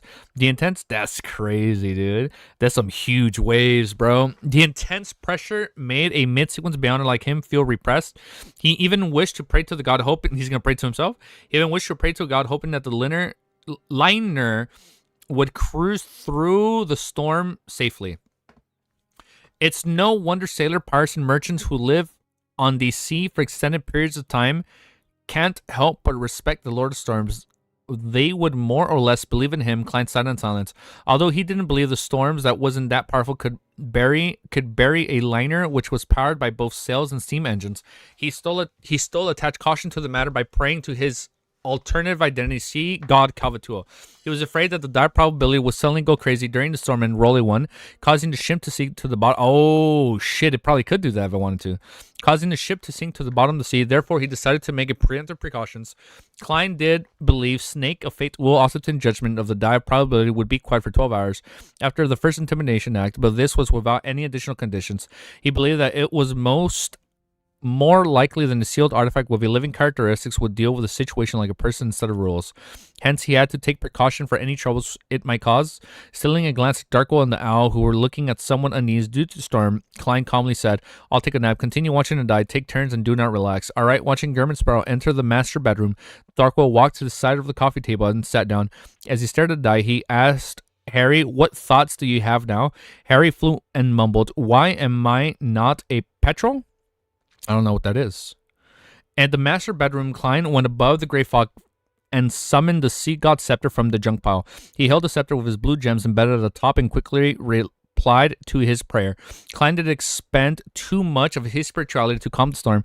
This was firstly because they weren't too far from the surrounding seas of the Rorschach archipelago. Such an obvious and exaggerated supernatural phenomenon was easily able to attract the attention of sea god John Cutman, who shared the same domain of the storm priests of the ship. Secondly, he had to conserve strength to deal with the dire probability. What he did was simple. He augmented the ship with layers of beyonder effects, allowing it to cruise through the storm stably without any risk of capsizing. Towards a sequence 5 or 6 beyonder. Oh my god, I just heard my fire alarm go off. I have low batteries. What a perfect timing, man. What a coincidence. Towards a sequence 5 or 6 beyonder below the rank of demigod to do something similar to a liner, which had hundreds of people on board, required plenty of preparations and a complicated ritual. It was only possible by exhausting them, but to a sea god of this domain, it was all simple and easy. A demigod already has inklings. Oh, that's gonna sound annoying, huh? A demigod already had inklings of a god. Klein sighed and threw the scepter back into the junk pile before silently dispersing from above the gray fog. Let's finish this chapter, and I'm gonna check if I have batteries. If I don't have batteries, it's gonna be a crazy coincidence, man. So we're gonna find out right now. In the time that followed, the ship bobbed up and down like a leaf in the wind. But no matter how terrifying or towering the dark blue waves were, nothing happened to it until the end of the storm. At 4 p.m. on Thursday, Backland William Streets, Forest Wall. Oh, we're with Forest. Ooh, that is loud. Okay, we're gonna take a quick pause after this chapter. Forest Wall once again arrived here by the carriage. She didn't sit in the coffee shop again. Instead, she strolled down the street and observed the pedestrians and surrounding buildings. She also took a note of the figures with special traits of the materials for her novel. There really are a lot of foreigners. They are still mainly from Fasik and Intis. One of them is a barbaric and stocky white bear, while the other is a colorful, ostentatious rooster. Forrest chuckled silently to herself. At this moment, she came to the middle of the William Street, where there was an abandoned chapel. Withered vines crawled over its walls, and gray stones were strewn everywhere. With the intention to not waste Mr. World's payments, Ford deliberately approached it to check for any abnormalities. She circled around the chapter without discovering anything. Following that, she entered and avoided the disgusting shit and rotten things, and she quickly observed every corner. Suddenly, her gaze came to a stop as she frowned bit by bit. In a particular corner of a half-collapsed ruin, the ground had been dug up by someone. The pit wasn't too big or deep, and there were remnant traces of it being due to fingers. This should be considered an abnormality, right? Force cautiously retreated and didn't do a detailed investigation. Oh, man. what a fire coincidence. After walking through all of William Street, she immediately returned home and organized the abnormality materials she jotted down together. She then sacrificed it to Mr. Fool and asked him to hand it over to the world. Forrest didn't hide, conceal anything she saw, even if they didn't seem to have any superficial problems. This is because she knew very well that any abnormality would be judged by the world and not by herself, who didn't understand the situation. In an ancient palace above the Great Fog, Klein immediately began reading the report of Miss Magician that she had submitted. The abandoned chapel has signs of being dug up. The previous digging attempts had been dealt. So we're going back here. It's my fire alarm. Don't worry, I'm gonna change it right now after we finish this chapter. Yeah, don't worry. It's adding engagement, right, to the chapter. The abandoned chapel had signs of being dug up. The previous digging attempts had been dealt with by me and Miss Sharon, who would dig it up again. Rafter Pound, the descendants of the Tudor family, he nearly died from an evil spirit's possession without any helpers. It's unlikely he would take further risks. Who could it be? Klein thought for a moment, but he couldn't lock onto a suspect. All he could do was continue reading. While he heard the notes written in beautiful language, he acutely noticed a point. There are many foreigners on the street. They are mainly from Fasig and Intis. It wasn't like the back when I went to William Street. Did a Fasig or Intis company recently open there? Fasig, Intis. Klein ruminated over the two countries' names when he suddenly recalled something. The royal family of the Fasig Einhorn, the Einhorn family, and the Intis former royal families, the Sauron family, are both in control of the Hunter pathway, which is also the Red Priest pathway. Yeah, it's, you know what? It's Harry. Harry's tripping in the background. It was two of the blood types which the evil spirits had Wait, hold on, let me read this part. The royal family of the Fasig Einhorn, the Einhorn family, the Intis former royal family, the Sauron family are both in control of the Hunter pathway, which is also the Red Priest pathway. It was two of the blood types which the evil spirit had designated as being capable of removing the seal. I'm sorry, are we going to remove its seal this volume? Are you guys noting every time you hear the beep? Together with the Medici family descendants, which had been destroyed at Banshee Harbor, the three factions which held control over the Red Priest pathway are involved. Banshee Harbor was destroyed, causing the Medici family, beyond their characteristics, to use some magical connection to contact the evil spirits who had suspected to be Red Angel. Hence, the members of the Einhorn and Sauron families were attacked. No, that's not realistic. If the Church of Storms didn't discover any beyond her characteristics, they definitely would have noticed a problem in this. Another reason, the evil spirit is using another method to attract people from Einhorn and Sauron families. What or who did it go through in order to do so? The number of people who know of the evil spirit's existence is only a handful. Me, Miss Sharon, as well as amidst his racing thoughts, Klein suddenly thought of a possibility. It was Rafter Pound, the descendant of the Tudor family, who had previously been it has to be him again. There's no way it's Sharon. The Tudor family, who had been previously possessed by the evil spirit, he had unknowingly become a slave of the evil spirit. He had secretly helped it spread the news, and the evil spirit had sought me and Miss Sharon's help to numb us into thinking that we are only ones who can rescue it. For this, it didn't mind betraying its descendants. Klein was alarmed as he felt that he had been fooled by an evil spirit. Okay. Next chapter. I'm excited to see where this whole evil spirit side quest is going to take us. You know, okay, hold on. I know it's not a side quest, but I'm curious to see where this is going to take us. But let me quickly update this and let's fix that alarm. Give me a sec. Let me switch scenes because we don't want anything to fall down. Or it's okay. Yeah, we don't want to show our feet too much on stream. So bear with me for 2 seconds. Let's chill. Here's some music. 1 sec.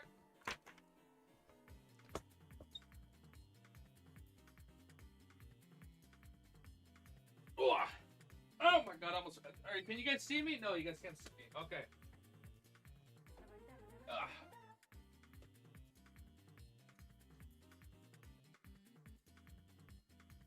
Fuck.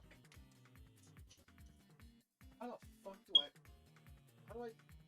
Oh my god, it's been so long. Do not paint. Off. Fuck, I need flash. Hold up. I can't read which way I'm supposed to turn it. Hold up. I need to turn on the flash on my phone. I can't read which way I'm supposed to turn it. My ears are so bad, but I haven't heard anything. You haven't heard it? Oh my god. Okay. Off is right. On is right. So we need to turn this sucker off. I can't fucking do it. What is going on here?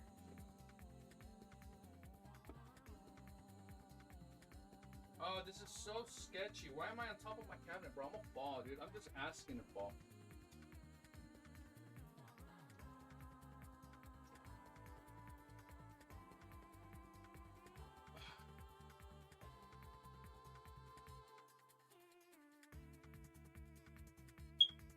Did I not fucking turn it off?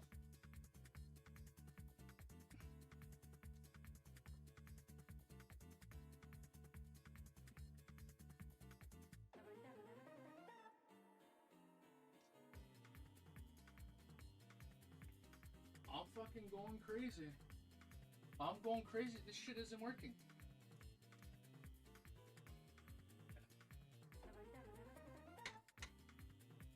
Why can't I open it? Important seat owner's manual. Oh my god. Off, twist, on. I don't want to twist it on. I want to twist it off.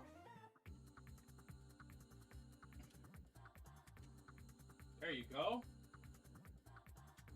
Okay. Oh, my dumbass. It's because I didn't take off the safety pin. Okay. Oh shit, I dropped my Flix box. Okay. Hold up. Alright, hold up. Let me leave this outside and then we'll continue. Bear with me.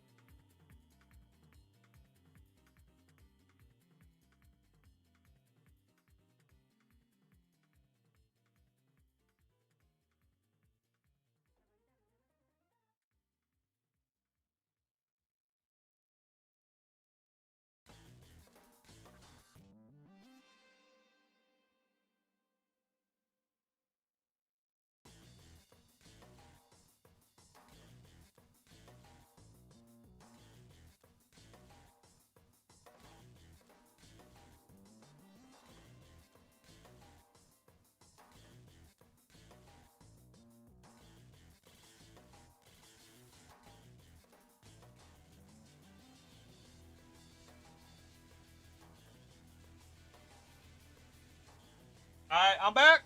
I'm back.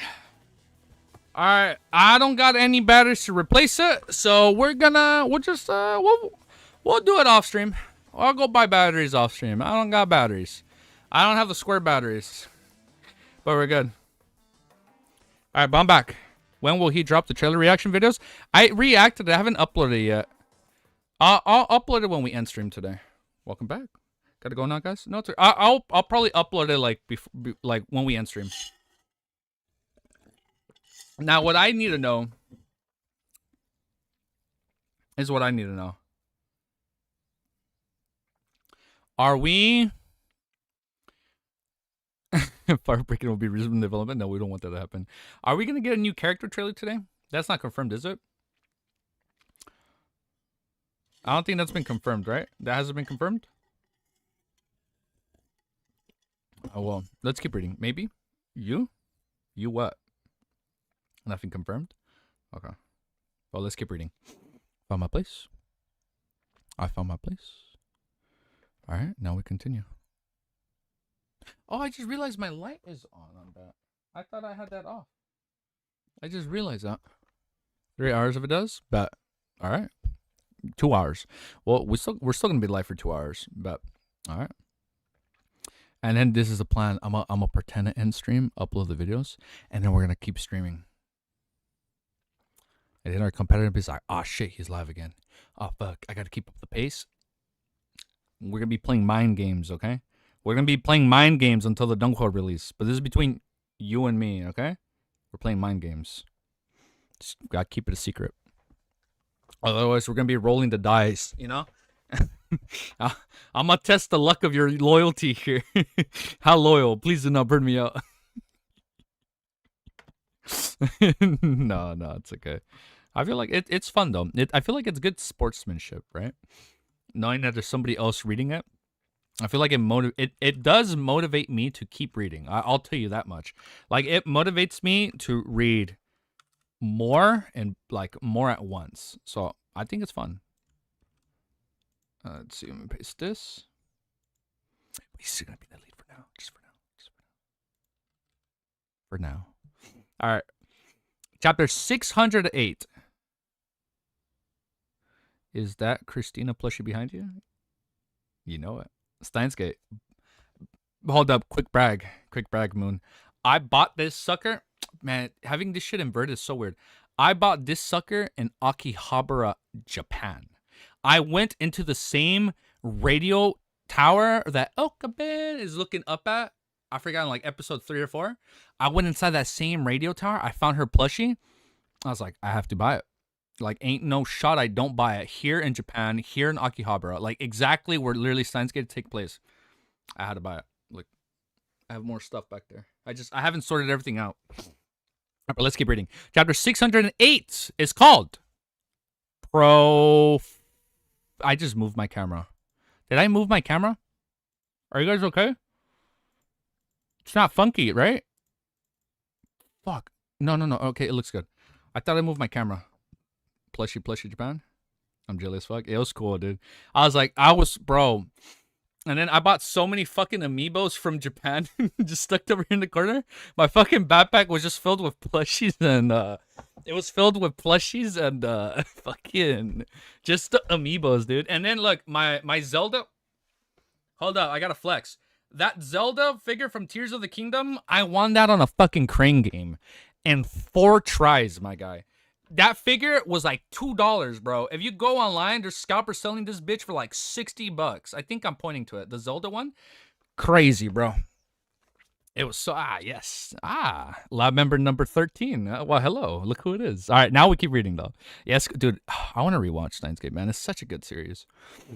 Chapter 608 is called Professional. The Endless Gray Fox silently before... Wait. Are we still recording? Yes, we are still recording. Your die was turned at 6. Ooh. All right, guess we got good luck. The Endless Gray Fog. Wait, I'm not even playing music. Wait, no, hold up. Wrong music. Wait, wrong music. All right, let's start it again. Let's try this again. The endless gray fog hung silently before a light scraping noise on the bronze table sounded. Klein changed his seating posture and began placing more weight on the details regarding the evil spirit. He was more and more convinced that Miss Sharon and himself had neglected the possibility of something happening in Rafter Pound. This is beyond the power of the Red Priest Pathway conspirer. Furthermore, this is even closer to a common fraud.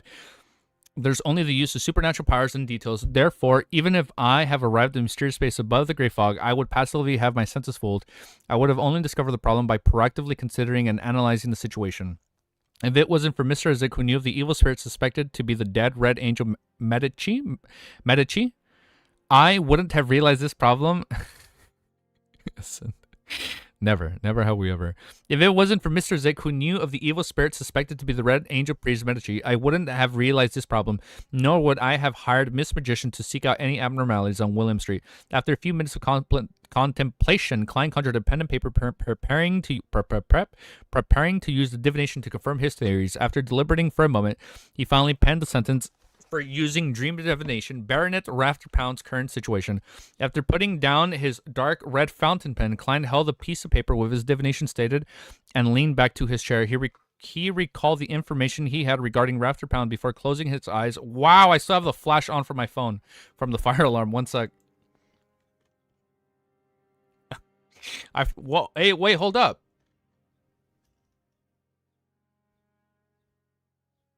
No, that's not good. Hold up. I'll turn on my light in a little bit.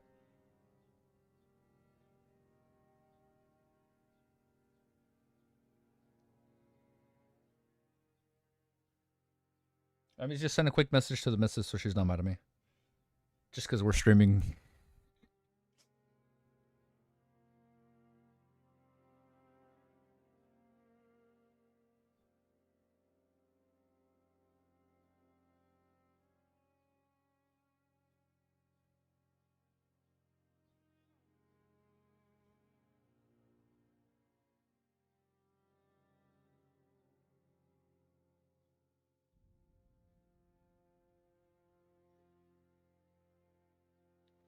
Okay, hold up. Yeah, we can't let the missus. No, no, no, no, no, no, no, no, no, no, never. Fuck, I lost my place. Fuck. Nah, bro, I'm sequence one, lost my place, dude. Fuck, man, it always fucking happens. Abnormalities for mysterious. All right, we're gonna read from right here. After a few seconds of contemplation, Klein conjured a pen and paper, preparing to use divination to confirm his theories. After deliberating for a moment, he finally penned the sentence for dream divination, Baronet Rafterpound's current situation. After putting down the dark red fountain pen, Klein held a piece of paper with a divination statement and leaned back in his chair. He first recalled this information he had regarding Rafterpound before closing eyes, chanting silently and entering cognition. Klein's thoughts rapidly calmed down as he quickly entered a dream state. In a gray world, disconnected scenes flashed past before finally fixating on Unit 29 on Civilist Street. Inside the warm activity room, Rafterpound was dressed in cotton pajamas, holding a wine cup with red liquid. He was standing silently by the window, looking at Backland Police Station headquarters diagonally across the street. This baronet had gray sideburns and puffy eye sockets that were tainted with blackish green colors. The wrinkles on his forehead and the corners of his eyes and mouth were so pronounced that it exceeded what someone in his 40s should look like. His pupils weren't dilated in a very serious manner, but they were abnormal. His cheeks were flushed red as he had a furtive smile. He looked slightly abnormal compared to the last time Klein met him. Indeed, something is wrong with him. Klein left the dream and began considering how he would deal with the evil spirit. Without a doubt, he had his usual train of thought for such matters. Under a situation where he was unable to contact Miss Sharon, his first reaction was to report this matter. But how should it be reported? Klein considered it seriously and conjured the world's figure as he made him pray. Through a reliable channel, pass this information to the Church of the Evernight Goddess and the Church of the Goddess Steed Missionary. Oh, it's going down, bro. All right, the seeds and the cogs are starting to turn for Volume 3. The information is high-level spies of the FASIC and Intis are gathering at William Street to an unknown motives. Reward £100. Whoa, I thought my mic was falling. Oh, shit, it is falling. Reward £100. This was an explanation Klein thought after repeated consideration, directly revealing the King of Angels, Red Priest, the Medici family, or the Tudor dynasty ruins would indeed garner the attention of the church and military, but it would also make it Miss Magician who reported the matters to be targeted by the official organizations. There were huge risks involved. Not only was using a high-level spies from FASIC and Intis are gathered at William Street, relatively milder, something which ordinary beyonders had a chance of noticing, but it was also something that would make the churches and the military wary. They would send out the corresponding experts to employ the most effective methods. As for the subsequent fruits of the investigation, it was all thanks to their contributions that had nothing to do with the reporting party. Klein had considered getting Mr. Zick to help, but ultimately chose mostly chose to abandon the thoughts. This was because the evil spirit was suspected to be the King of Angels and was very dangerous. Mr. Zick, who was still in the stage of recovering, might not be able to deal with it. After some thought, Klein turned the conjured scene into a stream of light and transmitted it into the Crimson Star representing the magician. Backland Sherwood Borough. When Forrest received the response from Mr. World, she was taken aback. There are high-level spies from the FASIC and Intis, she exclaimed to herself, believing that there was no way she could infer something like that with the information she had provided. However, she quickly felt at ease, believing that the reason why Mr. World has suspicions of abnormalities in William Street was precisely because he had received the corresponding intel of high-level spies. Once he confirmed that the appearances of people from FASIC and Intis, it was easy for him to make such a conclusion. Pass this information to the Church of the Evernight and the Church of Steam. Isn't that a euphemistic way of saying report? Unfortunately, I won't be able to watch from the sidelines, or I'm sure a great show would unfold. Forbes wasn't a stranger to reporting matter. After all, her housemate and good friends was a bounty hunter. She quickly had an idea, deciding to hand the matter, reporting the intel to the experienced Shio. When she came out of the bedroom, she saw Shio sitting on the sofa. She was flipping through the... We haven't seen Shio in a cool minute. I know we've seen her volunteering, but we haven't had that many interactions with her. When she came out of the bedroom, she saw Shio sitting on the sofa. She was flipping through the documents about her target, raising her head to grab at her messy blonde hair from time to time and appearing extremely serious. Forrest casually picked up an item and embedded her motives and came over the sofa. She handed over the item. Here, have a piece of cake. Cake. Chainsaw Man. I don't like this foreshadowing. Shio glanced at the cake slathered with layers of cream. Without losing focus, she raised her hand to grab it. At this moment, Force flipped her wrist and the cake in her palm and had turned into a golden decorated flower. Shion Force. I like them. I love them. I ship them. I think they're like my favorite like duo. Like whenever we see duos, they are my favorite duo. Surprise, she asked with a smile. Shio couldn't help but roll her eyes. Stop your performance. I prefer food. All right, I have a matter for you. 70 pounds. Force smiled and sat down. Bruh. After. Oh, did you understand that reference? Wait, no spoilers, Cammy. No spoilers. No Chainsaw Man spoilers. But if you know, you know. After first dealing with the evil spirits matters, Klein returned to the real world and held a ritual in passing. He brought the radio transceiver, which... Oh, wait, hold up. Yes, Audrey and our beautiful Susie are a beautiful pair. They cannot be rivaled. But like between two human interactions, I do like Shio and Force. Like I do like how they're like these two like really close friends that are like there for each other no matter what. And I like that. And I do like the bond that Trissy has. Why do I keep saying Trissy? That Audrey has with Susie. I love it. Susie. Oh my god. I've been saying it wrong. Oh my goodness. This really feels like a horror movie. I didn't read this part. After first dealing with the evil spirit matter, Klein returned to the real world, held a ritual. Sissy Baka. After first... Wait. Yeah, I read this. I scrolled down too much. After first dealing with the evil spirits matter, Klein returned to the real world and held a ritual passing. He brought the radio transceiver, which had been placed above the gray fog for several days, back to the first-class master bedroom. He lay in bed and used cognition to recover his energy until he was awoken by the tapping sounds. When Klein opened his eyes, the crimson moonlight had already shone in, blanketing the dim room like a veil, as well as the radio transceiver, which had automatically spewed out illusory white paper. This really feels like a horror movie. A shame it connected to the magic mirror without any moral integrity or bottom line. Klein's has he no shame? Susie. Got it. Klein sat up and walked over. He saw the lines of lowness on the illusionary white paper. Honorable existence about above the spurled. Your loyal and humble servant Rhodes has arrived and would like to greet you. I feel like our Rhodes and 017, because she smiled at Klein, like they have to like know of Klein or like the idea of the Fool or like an entity that's above the gray fog, right? Like they've probably followed the entity that's been above the gray fog before, and now it's like Klein's turn, so by default they like him or they worship him, has arrived and would like to greet you. Do you have something you would like to test me on? Look at this. This was what I called smooth talking. This is what a professional is like. In that instant, Klein really wished to pull Darkwill into the room to witness the magic mirror's art of communication. I clearly have questions to ask it, but it becomes a situation of my testing, and it even threw in a question. Klein controlled the curling of his mouth and replied in a deep voice, yes. Please speak. The ignorant and limited Rhodes is ready. Amidst the tapping sounds, the illusory paper no longer produced lowness, but instead produced a fawning smile face. This is already the emergence of emotions. This fellow evolves really quickly. Klein directly asks, where can I obtain a mystical item which can steal the beyond powers of others? Yeah, here we go, dude. The tapping sound suddenly became intense as the illusionary white paper quickly produced scenes like a screenshot from a movie. There were places which Klein was familiar with, such as Tingan City, St. Selena Cathedral, Chanas Gate.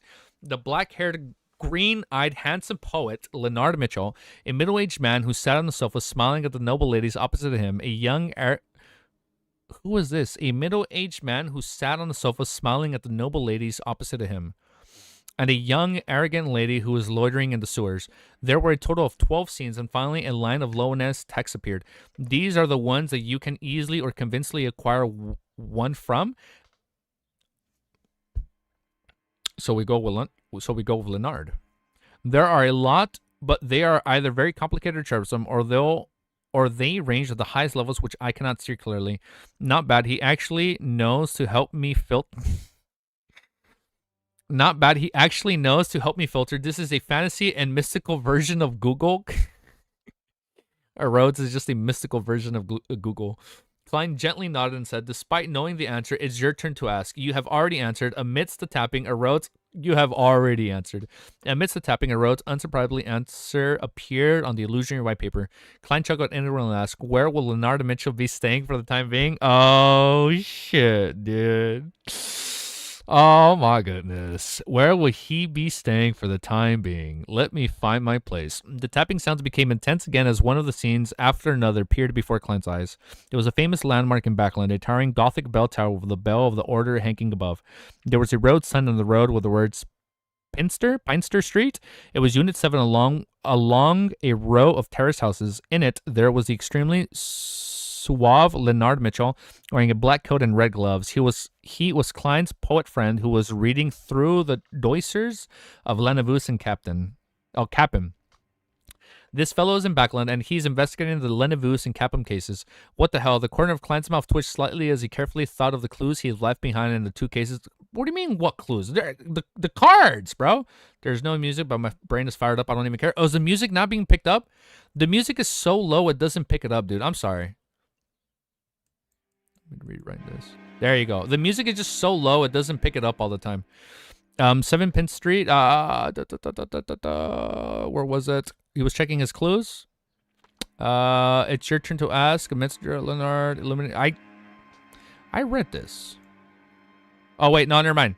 Left behind. The only clue is that Detective Sherlock Moriarty is involved in the 2 cases. If Leonard enters Daisy's dream, he should discover this point. But I already kept a beard and had a pretty good disguise back then. It's unlikely that he can recognize me in the rather blurry scene in the dream and portraits. As long as he doesn't recognize me, it doesn't matter what has problems with Sherlock Moriarty have to do with me and German Sparrow. Klein retracted his thoughts and memorized Leonard Mitchell's current residence, 7 Pinester Street, Backland. He planned on entrusting the Moon Emlyn White to visit Leonard Mitchell the day after tomorrow and use the badge of the Hermits of Fate to purchase a mystical item. I hope my dear poet friend has additional items for spare. If not, the price will definitely be a great premium. Klein tersely answered and said to the radio transceiver, it's your turn to ask. He was honestly curious as to what a Rhodes would ask him this time. Amidst the clacking sounds, the radio transceiver spewed out new illusionary paper. On it was a question composed in lowness. Great Master, Leonard Mitchell has a huge secret. Do you wish to know? Here we go. This can also be considered a question. Klein, of course. Yes, let's say yes. This can also be considered a question. Klein raised his head in amusement to surprise as he looked at the crimson moon, which was silently illuminating the dark sea. I scrolled down too much. Oh my god, I scrolled down too much. Oh my god, I scrolled down too much. This can be considered a question. Klein raised his head in amusement and surprise as he looked at the crimson moon, which was silently illuminating the dark sea. Soon, he honestly gave an answer. Yes. What a question, right? Like, you just want me to tell you? Yeah, sure. His question was like, do you want to ask me a question? Good question. Yes. All right, next chapter, 609. By the way, what was the last chapter Wiz read? Do we know? Do we know what was the last chapter he read? Or nah? 57 minutes. 16 seconds.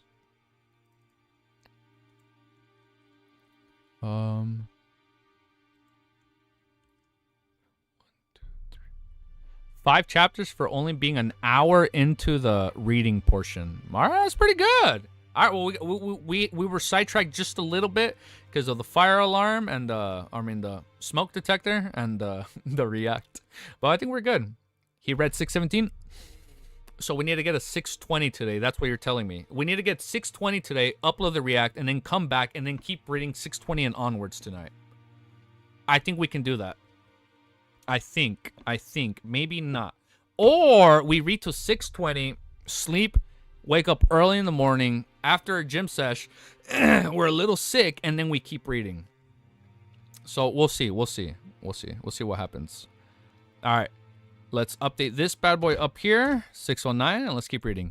Chapter 609 is paying a visit. Amidst the clacking sounds, the radio transceiver spewed out a brand new piece of illusionary white paper under the crimson moonlight in the dim environment. Inside Leonard Mitchell's resides an angel from the Zoroast family. He once changed my question. Angel, there's an angel residing in Leonard's body, an angel from the 4th epoch Zoroast. This is new. Like, now we know the Parasite's family? Because we knew he was a high sequence, but we didn't know exactly from what family he was. Amidst the clacking sounds, the radio inside Leonard Mitchell resides an angel from the Zoroast family. He once changed my question. Angel, there's an angel residing in Leonard's body, an angel from the 4th epoch Zoroast family. Although Klein was mentally prepared to hear an incredible secret, he was still shocked by what a Rhodes divulged. He was deeply concerned and surprised as well. An angel referred to a beyond art sequence 1 or 2, making them rather close to the state of a true god. Sequence 1 has to be Parasite. It has to be it. Zoroast. I know. I've been saying it wrong. State of a true god. They have all sorts of mystical characteristics, and they can even influence low sequence beyonders of the same pathway to a certain extent and range. They were mighty figures who stood at the pinnacle of the real world in the various churches. Only their popes, pontiffs, patriarchs, as well as certain legendary aesthetics were grounded angels. Therefore, Klein believed that being latched onto by a parasite of the level wasn't a good thing. In the dark second epoch, the angels all had their divine names, and they were subordinates to the ancient gods. I have indirectly or directly interacted with many angels: Blasphemer Amon, Calamity Queen, Kohana something, the evil spirit suspected to be the Red Angel Medici, Tail Devourer Ouroboros, as described by Little Sun, Miracle Invoker Zaratul from the Roselle's Diaries, son of the creator Adam, Hermes, who cannot be confirmed if he's an angel or not, Snake of Fate Will Ossipton, who's still inside the mother's womb. That's all 8. That's literally, that's 8 angels right there. Upon from the last 2, the others appear to be very evil. Alright, so we only got 2 good ones. Even the words they leave behind might make the reader go crazy or lose control. Would my dear poet ultimately end up as a sacrificial item of this angel parasite? This can explain why he thinks of himself as the protagonist of a play, the special one, and he was willing to help me hide my secret. The Zoros family is in control of the Marauder pathway, which is the pathway that can steal the beyond powers of others. That's why Leonard was able to find and participate in the gathering of the Hermits of Fate. It's no wonder he offered to use the Blood Vessel Thief. It's because he has a grandpa to help him. He was able to instantly steal Megus's most potent power. What's Hermits of Fate? They just a bunch of thieves and frauds. At best, the target of their theft and fraud is that of time and fate. In short, my dear poet's grandpa isn't a good person. I have to find a chance to warn him. But here comes the problem. They're always together, and warning will only expedite the problem unless he gets pulled above the gray fog and we cleanse him. I think that's what we need to do. Kohenim? I think I mispronounced it, right? Sorry. You guys are definitely hearing the mad ravings today with all these mispronunciations. Klein's thoughts raced, but he ultimately failed to come up with an option he can act upon. All he could do was temporarily shelve the matter and plan on asking Mr. Zik, the Snake of Mercury, Wool Ossipton, to see if they had any solutions. In those few minutes, he even thought of using Blasphemer Amon. To put it simply, it was to divulge information to the son of the creator that the angel from the Zoroast family was residing in Leonard Mitchell's body, getting him to eat up the parasite. Now, I don't know if it's going to be that easy, man. According to what Klein knew, the Amon family supported the Tudor Empire during the 4th epoch, with the Zoroist family belonging to the Solomon Empire, making the 2 enemies. Furthermore, according to the law beyond characteristics of conservation, powerhouses from the same pathway would have greater conflicts the higher their sequences was. This was akin to the battle between the 2 snakes of Mercury. Unfortunately, this solution was restricted by reality and was ultimately abandoned by Klein. This was because he didn't know where to find Blasphemer Amon. Secondly, he was afraid that the Zoroast battle at the level of angels would directly destroy Leonard Mitchell. And thirdly, a powerful Amon might be a very bad and serious matter. Indeed, it will. I'll first get Emlyn to attempt the transaction and observe the actual situation. I can decide on what to do when I know more. Klein retracted his thoughts and said to the radio transceiver, which was connected to your roads, ask your question. The clacking of the radio transceiver became increasingly brisker as the illusory white paper was gently spewed out. No, there's no need. This is an addendum to my questions, which doesn't need to abide by the rules. Great master, I sense a special item outside the room, but I am unable to see through it. Can you tell me what it is? The magic mirror is impressive. It seems to be able to see everything. It just suffers from interference when it deals with high-level matters, as though there was a mosaic. Klein calmly replied, die of probability. Amidst the tapping sounds, Rhodes presented the new words of the illusory piece of white paper. So it's that thing, great master. You can ask your question. Klein thought for a moment before saying, what do you have to mention regarding the dire probability? At this point in time, the radio transceiver seemed to brighten up and no longer looked as gloomy as before. The speed at which the illusory white paper spewed out slowed down. It's a fellow that's especially petty and bears grudges. He's petty and bears grudges. You have to quickly give it to someone else. Master, you have to quickly give it to someone else. It's an item formed from the uniqueness of the Wheel of Fortune. It's an item formed from the uniqueness. So he has an item that's directly connected to I still don't know necessarily what's uniqueness. People have told me to just keep reading and it elaborates more later on. But it's an item formed from the uniqueness of the Wheel of Fortune. You can give it to another snake of fate and they will be very grateful. In short, it's not suitable to be your servant.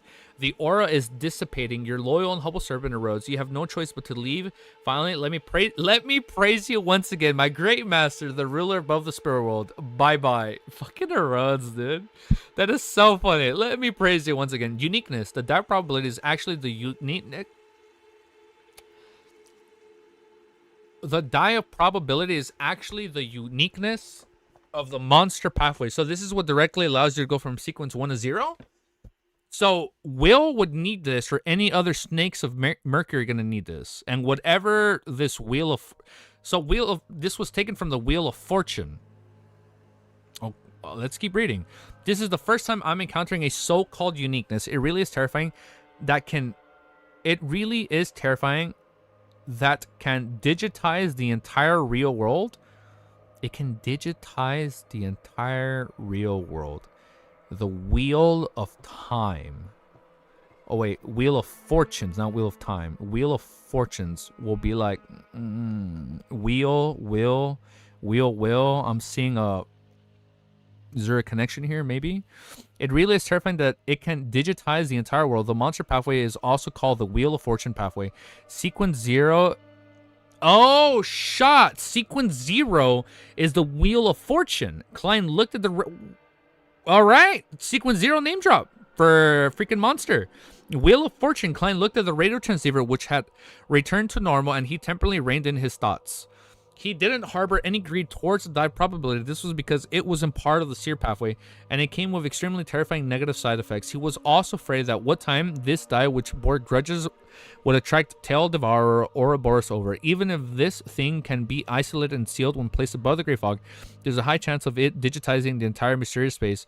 In the future, the entire gathering might end up becoming a tabletop role-playing game.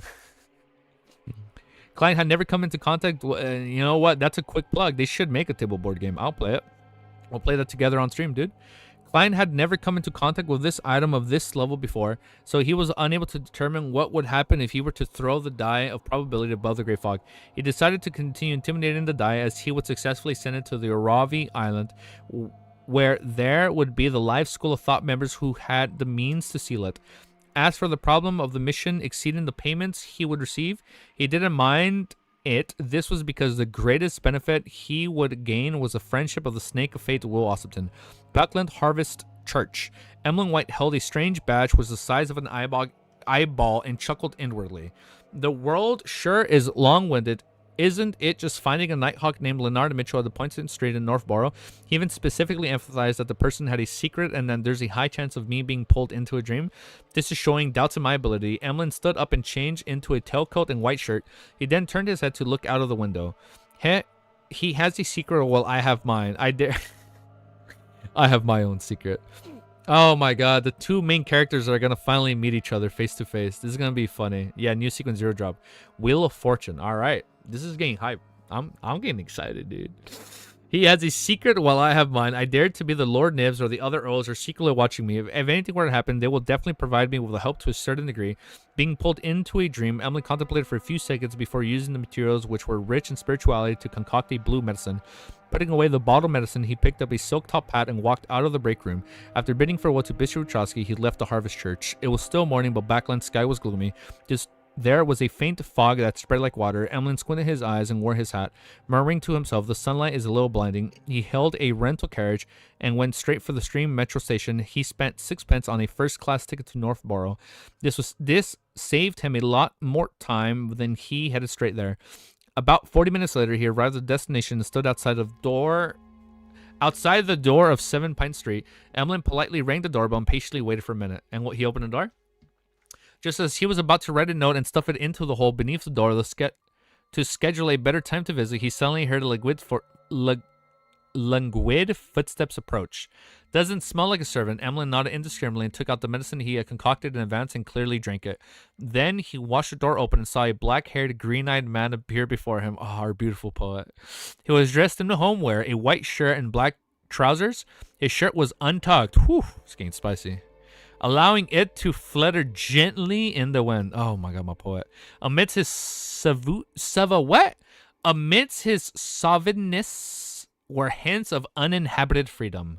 Although he's a believer of the Evernight, I have to say that his looks are barely comparable to us and Gwen. Emlyn took off his hat and gently raised his chin. Good morning. Are you Mr. Leonard Mitchell? Leonard frowned indiscriminately as he looked at the handsome red-eyed gentleman. He raised his hands to cover his mouth and indifferently yawned. You are. Oh, yeah, good morning. A visitor, I have something I would like to speak with you. Emlyn didn't reveal his identity as he smiled with rather obvious arrogance. This attitude gave Leonard a baffling sense of familiarity. It was as though he had seen a former self, the person who always thought of himself as being the most special, the protagonist of the era. One protagonist meets another. He's like, you have the parasite? I have our ancient goddess backing me, dude. This is so fucking funny, dude. Oh shit, he is the most special, of course. It's like one special character to another special character. Oh man. He raised his hands and covered. You are a visitor. Wait, I just read this. This attitude, I just read this. Being the most special, the protagonist of this era, he cleared his throat and said, I'm only an ordinary citizen. I do not accept missions. If you have any issues, then you can find a private detective. Emlyn White smiled and said, this matter is something only you can complete. He looked to his sides and continued, I wish to purchase a mystical item that can steal the beyonder powers of others. Leonard's eyes focused as he asked in a deep voice, who are you? At this moment, Emlyn didn't immediately answer. Instead, he surveyed his surroundings and clicked his tongue with a smile. Impressive. I nearly failed to realize that I had been pulled into a dream. Shit. You're so badass. You think you're the main character? I'm the main character. I almost fell for that. He wasn't in a rush to leave as he took out a small badge he received from the world in front of Leonard Mitchell's solemn expression. Leonard took a glance as his expression eased slightly. He cocked his head slightly and paused for a few seconds. Suddenly, Emlyn White saw the scene around him rapidly shatter and vanish like shattering glass. Leonard sneered at the point inside of the house. Let's talk inside. Grandpa... Oh, wait. Oh, they're referencing Grandpa. Like, who's Grandpa? Grandpa is a common trope in Chinese web novels where a powerful entity resides in the protagonist. Oh, that's a trope. Grandpa is a common trope in Chinese web novels where a powerful entity resides in their protagonist, giving him knowledge to one-up the others. A well-known one is Grandpa Dohring from The Coiling Dragon. I've never read that. Okay. All right, that's cool. I didn't know that was a thing. All right, next chapter. Let's keep fucking reading. Oh, I thought I forgot to update. All right, next chapter. Throwing the die. All right, here we fucking go. We got to keep reading, brothers. We got to keep it up. We got to keep up the pace. We got like 5 more hours. Okay, definitely not 5 more hours, but Grandpa, Fatty Wander, Elder Tang. Wait, what does that even mean, dude? All right, next chapter, dude. Timestamp paste, Jade Beauty. Oh, is that another series? Did I really not take off that tag? That's so funny. I never took that off. All right, next chapter. Chapter 610. Copy. Let's do this. And everything's updated here. Yes. Chapter 610 is called Throwing the Die. Upon hearing Leonard Mitchell's invitation, Emlyn didn't show any fear. He held his top hat and wore a subtle smile before entering the house without any qualms. He didn't take off his coat as potions professors often brought several supplementary items. It wouldn't look pleasant once the concealment of those items was gone. Emlyn sat down with his starched tailcoat leaning back into the support as he leisurely said, actually, there's no need to go through the trouble. If you have it, name the price. Otherwise, just frankly say it. Of course, I'm very certain you have one. He chuckled as his bright eyes reflected Leonard Mitchell's figure that didn't mind the tidiness of his getup. The feeling of me knowing you have a secret with you not knowing anything about me left Emlyn extremely pleased as he felt a strong sense of superiority. Oh my god. Emlyn I like him. He's such a fun character. Leonard used his fingers to comb the raven black hair casually and sat on the chair opposite Emlyn. He didn't show any panic or puzzlement as he said with a smile, at the very least, I need to know who wants it. Perhaps it's me, or perhaps it's my friend. Emlyn tipped his chin as he smiled gently. Leonard squinted his eyes as he cocked his head, as though in thought. Finally, he laughed. All right, since you've already taken out the badge, I'll answer you frankly. I do have a mystical item that can be used to steal the beyonder powers of others, but I only have that one item. If you should buy it, 7,000 pounds, no negotiation. 7,000 pounds, a mystical item of that kind is that expensive? Although he didn't have to pay for it, Emlyn was still shocked. He nearly failed to maintain his bearing as a sanguine. He automatically converted how much money that could be used in exchange for dolls and dresses. Hello, hello. Thank you for joining, Merlin. After 2 seconds of thought, Emlyn revealed a smile and said, I'll consider it. I'll answer you in 2 days. Sure. Leonard curled the corners of his lips. After leaving 7 Pinter Street, Emlyn hired a rental carriage as though nothing had happened as he headed for the steam metro station in Northborough before heading back to the bridge of Southborough. Taking off his hat, he looked back at the street, which had the carriages of pedestrians passing through Emlyn's shuckles, and took a step into the Harvest Church. In between a tree and black street lamp, an inconspicuous shadow... I read that wrong.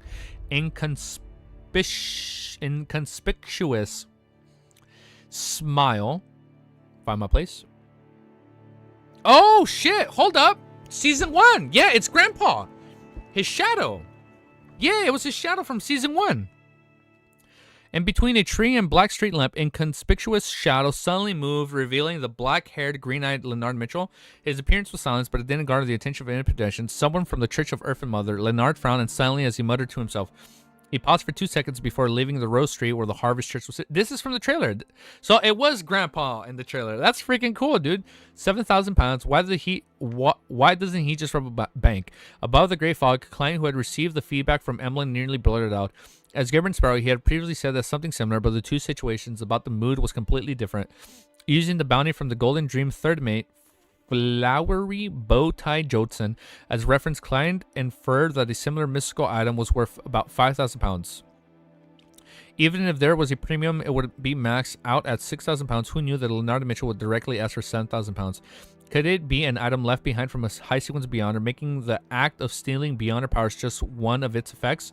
No, if that's really the case, the price would start from 10,000 pounds. I don't know how much we're reading, but we're going to go as long as we can. Knock on wood. My dear poet, why didn't I know you as a profiting merchant? You clearly exhibit a free and easy demeanor and show no interest in money. Klein couldn't help but sigh, since he had a clue and show a glimmer of hope in how it was something that could be resolved with money. Klein didn't wish to seek out the channels to prevent any mishaps from happening. He quickly calculated his wealth and discovered that it was an acceptable price, including the 300 pounds advance from the apocryphy of the 5,400 pounds, bounty from the worm tongue, and the cash I got from the bodies, and subtracting the 200 pounds to be paid to Miss Magician. I have a total of, he has a lot of money. I have a total of 12,767 pounds in cash and 5 gold coins. This isn't included my 3 soldi and 8 pence in change. In addition, Miss Justice will pay the 2,000 pounds she owes me before the end of the week, as well as the 1,800 pounds from the psychiatrist characteristic. I'm actually richer than I thought I was. Even in Backland, I can be considered, he's a tycoon. I can be considered a tycoon. Klein inhaled and didn't hesitate any further. He made the cash fly out from the junk pile and landed on the table. He carefully counted 7,500 pounds in cash and placed them inside. 7,000 pounds for the mystical item and 500 pounds for Emlyn's hazardous pay. He has hazard pay. Sigh, after going through all the effort to go past 10,000, more than half of it will be gone in an instant. Klein conjured the world and made him pose in a praying manner and to inform Emlyn that there will be no problems with going through with that transaction. 15 minutes later, a ritual was being held to receive the bestowment from the ritual. In addition, Klein also made the world warn Emlyn to not be in a rush to complete the deal after getting the cash. He had to wait until tomorrow. This was because he was afraid that the angel from the Zorst family inside Leonardo Mitchell would sense the Grey Fox aura on the cash. Oh, he wanted to wait so the aura can dissipate. He wanted an airing process just like back when he gave Emlyn the badge. 15 minutes later, Klein glanced at the cash pile, which had shrunk by more than half inside before returning to the real world. It was already 10:40 on a Friday. They were about 8 hours from Aurora Island. In time to intimidate the dire probability again, Klein muttered, held the ritual, and brought out the iron cigar case, which contained the all-black eye. He guessed that Darkwell would suspect something, so he deliberately brought the die to the washroom to deal with it. Seeing the die probability calmed down once again, Klein quickly dealt with the all-black eye and the iron cigar case. After heaving a long sigh of relief, he did a silent count of times. It should be enough to last until Darkwall hands in the contract. There's no need to deal with it again. With this in mind, Klein began to consider another problem with a certain degree of concern. The All Black Eye had appeared in front of the true creator before, and is his mental corruption. To take it out once every few hours might cause him to lock onto me. So he can't use it that much. If he uses it a lot, he like risks the creator locking onto him. Okay. So it's like you have it like it has pros and cons. Allowing him to send powerhouses to seek me out. However, it was only 1 or 2 minutes each time, so the problem isn't that serious. Even if he senses it, their estimate of the area wouldn't be too precise. So when it involves a true creator, there's no way to determine things with divination. I can only raise my guard. Thankfully, this is the last minute and it will take only about 8 hours to reach our destination. Why am I raising flags for myself? Pew, pew, pew. I was thinking of anything. Klein picked up the die probability and returned to the living room and saw the chubby apocryphy slumped on the reclining chair, looking completely exhausted. As for the owl, Harry, it looked like it was brimming with energy, as though it didn't need any rest. These are the different traits that different creatures gain from taking the same potion. Different creatures gain different effects from the same potion. At the very least, Miss Justice has never mentioned that she doesn't need sleep. It's a uniqueness that comes about because of an owl's biological makeup. Sigh, I don't know much about owls. Indeed, I'm just a keyboard warrior who is only a jack of all trades. Klein, I feel like he is actually a jack of all trades, and he doesn't know how true it is. Klein sat on the sofa and placed the milky white die into the ring and patiently waited for the evening to arrive when the ship was scheduled to dock. Time ticked by the sun gradually set in the west. At this point in time, Klein, who had his eyes closed, suddenly sat up, having an extremely danger befall the area. It had exceeded Seer's spiritual intuition and the clown's intuition for danger. It seems to stem from the formless gray fog which strangely rippled around him. An enemy, Tel Devar Ouroboros. What? An enemy, Tel Devourer Ouroboros of the Aurora Orders of Saint. Klein opened his eyes and began considering countermeasures with an abnormality serious expression. Any mistake in time such as this would require him to consider matters of being resurrected. What? As for Darkwall and Harry, there was absolutely no way for them to be spared. In the beginning, he hoped that the visitor could only vaguely sense the general area and might not be able to find him or the die of probability. However, when he considered how he was on a ship with no one around on sea, it wasn't too hard to lock on the target. The problems would only become worse when that happened, when given up being the only choice. I read that wrong. Above the liner, space was suddenly torn open and an invisible door filled with complicated symbols appear. Okay, it's a door summoning. 2 pale hands reached out from the door and suddenly pulled backwards, allowing the entire body to walk out. He wore a black bonnet and a classic dark robe, a favorite among rings. What the fuck is this? However, he didn't look past 40. His brown hair was slightly nast? No, dark robe? Dark Emperor? No, his brown hair was slightly curled, which seemed abnormally hard. Countless illusory images darted across his dark eyes, as though layers after layers of chaotic words were hidden within. As Klein's sense of danger intensified, just a change in expression frightened Darkwall and Harry enough for them to freeze. He didn't hesitate as to follow the plans he had made for such situations. He leaned forward and picked up the die probability, determined the outcome of the malefic visitor who had just revived. I want 1 point. Klein said in a deep and soft voice, and he threw... No shot he's able to control the die right here. He threw out the milky white die. He subconsciously prayed to the goddess, hoping that the die, which had recently been intimidated, was obedient enough and played a meaningful role. Meanwhile, he appeared extremely calm to prevent the die from sensing his anxiety and take the opportunity to cause problems. As the die probability rolled several times while pouncing and clicking the sound, it fixed at the blood red 1 point. Oh shit. No shot he's able to control his fate now. Above the liner, the black-robed man, who didn't look 40, had the entire liner reflected within his eyes. He emanated his spirituality and scanned the surroundings. He extended his hand to grab the space in front of him as he suddenly pulled a nearby invisible door. The powerhouse stepped in and vanished from the spot. And he's gone. He's like, I didn't find anything. Inside the first-class cabin, Klein immediately felt the danger distancing itself from him. He couldn't help but heave a sigh of relief. He looked at the die probability on the coffee table and couldn't help but sigh inwardly. If this die didn't have such a negative side effect and could be utilized to its full extent, it would be a divine artifact. A divine artifact. So you have sealed artifacts, and I remember there was holy artifacts, but now it can be considered a divine artifact. As expected of a grade 0 sealed artifact, as expected of the uniqueness of the monster pathway. Only at this point in time did Dark will find the courage again as he carefully asked, "What just happened?" Klein maintained his posture and calmly replied, There's no need for you to know. I understand. The more I know, the greater the danger I'll be in. Dark will wipe the cold sweat off his face. Hey, yo, wait, dude. That was cool. There weren't any more accidents in the next few hours. After the sun went down, the horizon and sky became completely dark. Klein finally saw a towering lighthouse appear not too far away. They made it! They made it safely and soundly. All right, so now we're going to find the Master's Master, and he's going to get his full payout and get the remaining 700 pounds. Bet. Next chapter, 611, Fate Counselor. Fate Counselor, okay. I guess we found the Master's Master, or the Teacher's Teacher, right? All right, next chapter. Next chapter. Let me do this. Hold up, I didn't do the timestamp for 610. Oh, wait, no, I did. I just didn't put the name of the chapter. Okay, I just didn't put throwing the die. I fucking lied. I did put throwing the die, but why did I have it all the way down here? Okay. I'm not gonna lie, I got scared for a sec. 1 hour, 23 minutes, 1 second. All right, let me go to chapter 611. Update this. Fate Counselor. A divine artifact, not quite a divine artifact. Jack of all trades. No divine artifact is to say it would be perfect. I think Klein just meant the term divine artifact. Oh, okay, like a perfect.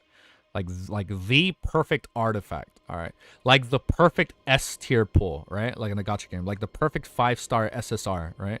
Like the perfect SSR that has nothing but good stats. 0 flaws. And you can use it to farm forever. Got it. That's what he meant. All right, 611. Exactly. All right, bet. Let me sip this coffee and let's keep reading. Delicious. All right, let's update this. So I'm gonna take the earbud. No, I'll leave the earbud on. I can still hear enough. Is that a pimple? I fucking got a pimple. Ow. Why would I try and pop that? No, I should leave it. All right, 611. All right, next chapter. All right, next chapter, chapter 611 is called Fate Counselor.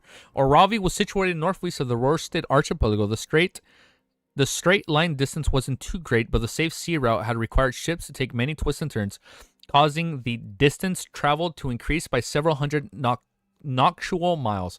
It was originally a primitive island that harbored many kinds of beyonder creatures without any humans inhabiting it. After the hunting era came to an end, the Lone Kingdom banished certain criminals there, causing the Oravi Island to gradually have villagers and towns. When more eastern islands were discovered and colonized, the area attracted many new immigrants due to the convenience of the sea route and its rich natural resources, making it a rather thriving port city. The light from the lighthouse tower appeared so warm in the dark environment as it led liners towards the harbor from them to dock. We finally arrived. My gratitude to the Crimson Moon and the Fate for blessings. Darkwood jumped off from the last gangway and stepped onto the solid cemented ground. To be precise, apart from the Fate, you should thank the Fool and see God for their blessings. Klein held his leather suitcase with one hand as he tapped his cane. Darkwood properly put away the ring box which contained the dire probability, and he didn't delay in asking where the Bellum Carnet stayed. He rented the carriage and went straight for the St. Draco Cathedral. He then entered the magnificent bell tower, which boldly used the colors of red, blue, and yellow. Inside the bell tower, Carrot had a cramped room he could call his own. Knock, knock, knock. Darkwood knocked on the door thrice, eager to hand over the item on his person. With a creak, the brown wooden door opened and out came a large man who was slightly hunched. He looked to be in his 40s, and individually there was nothing strange about his facial features, but when he put together, it was filled with an unharmonious vibe. Klein only took a glance and discovered that his eyes weren't leveled, his nostrils were only different sizes, and his level of facial muscles were slightly loose, causing the corners of his mouth to drop slightly. It was the complete opposite from the right side of his face. Carnet's legs were obviously of different lengths, and one of his arms was thick while the other was thin. His entire body was highly disproportional, making him extremely ugly. Who are you? Dressed in a black robe, Carnet glanced at the duo. Are you the Belmont Carnet? Darkwall asked cautiously. Carnet chuckled with one corner of his mouth raised while the other stayed low. There shouldn't be a second person as ugly as me. Indeed, Darkwill nodded very honestly before laughing. I can tell that you have quite a good state of mind. To be honest, looks don't matter for a man. What's important is that their skills in bed. Tisk, that's because you haven't seen ladies who only have fetishes for good looks. Having experienced the era of celebrities of masses, Klein scoffed from the side. Carnet's expression darkened as he said, I don't wish to discuss such matters. Whoa. Nortical. Or Ravi Island is just Australia. So they're in Australia. You have problems in that area. No problems. I have different kinds of medicine that can treat all your problems. Before Darkwill finished his sentence, Klein took a step forward, afraid that he would end up being beaten to death. He put his body between them and said in a deep voice, he's Roy King's student? Roy King's student. I figured Roy King once described his traits Carnot? I'm nautical. Damn. The ravings, man. I'm going crazy today. Ms. Wei and invited into the two. His room was extremely thin, with only a single bed and a cabinet which could be used as a dining table. The washroom was at the bottom of the bell tower. Darkwill pulled out a ring box and handed it to Carnet as he forced a smile. My teacher got me to hand this item to you. Carnot stole a glance at it with a clearly relieved to see 4 points. He said to Darkwill, you aren't as unreliable as your teacher described you to be. I can tell that you didn't attempt to use it. That would have awoken it and make it realize that it's no longer sealed. I'm sorry, it can realize that it's no longer sealed? The chubby apocryphy face blushed red as he honestly said, that's because it's relatively quiet now. In another 1 or 2 hours, it would automatically roll itself. It's best you think of a method to seal it again. Carnet's face twitched. Again? Well, I accidentally dropped it on the ground, and then it came alive. Darkwill wanted to glance at his owl, Harney, but he realized it hadn't followed him in. It was perched outside the bell tower to serve as a sentry. Yeah, it has living characteristics. Got it. So because it has living characteristics, it realized, I'm awoken. I'm awake. Got it. Yo, dude, thank you guys, man. There's like 40 of you guys here right now. Thank you. As I mispronounced the ravings, Carnot's eyes clearly widened as he hunched back, nearly straightened. How did you arrive here? From his point of view, Roy King's student should have long died at the whims of the whims of the die. Darkwill hurriedly pointed to German Sparrow and said, it's all thanks to this gentleman. He's a powerful adventurer. He provided the most effective protection and temporary method of sealing the die. What method was it? Carnet blurted out the question. Klein laughed and replied, trades. It's a trade secret. I'll do it one more time in the bathroom, but that's all you're gonna get. Carnet's expression changed a few times as he pressed his hands to his chest and bowed. I thank you for your help on behalf of my organization. Darkwill continued. What organization? What are you gonna tell us from your organization? Darkwill continued hiring him. Hiring him costs 1,000 pounds, and at request, the request is to help him find the mystical item with a powerful offensive traits, but without very serious negative side effects. He will purchase at a reasonable price. I only had 300 pounds, so that was all I could pay. I have to rely on you to pay the rest. Carnet fell silent as the corner of his lips twitched. I only have about 100 pounds. Suddenly, there was silence in the bowman's room. The wind from outside blew through the cracks as brushes across the 3 men's face. Finally, Carnet spoke again. But I have a good item. Perhaps Counselor Ricciardo has the money. I'll lead you to him. From the looks of it, if he trusts us, after all, a fate counselor is in no way comparable to a die probability. If there were really problems with us, there would be no need for us to bring the die over to prevent any accidents and snatch away the uniqueness. Klein watched as Carnet picked up a lantern from the corner of his room. Sorry, I have to burp. At this moment, he secret activated his spirit vision and simply scanned the man. The last school of thought. Okay. Thank you. Why do I have to burp? He scanned the man. Klein nearly pricked his brows with the sight. This was because Carnet's art colors were rather unique. There were no problems with his emotional colors, as they were very ordinary. However, ethereal body, which represented the body, appeared unnatural. His heart was green, his head was purple, and his digestive system was yellow. It felt like there were different parts which were mashed together in great disharmony. At times, Carnet's soul also gave the same feeling. A monster that was stitched up internally. What the fuck? So, like, different... Klein made a rough judgment based on what he knew. After Carnet got the lantern, he turned his head to glance at the adventure. German Sparrow said without much of an expression, I'm very sensitive to spirit vision.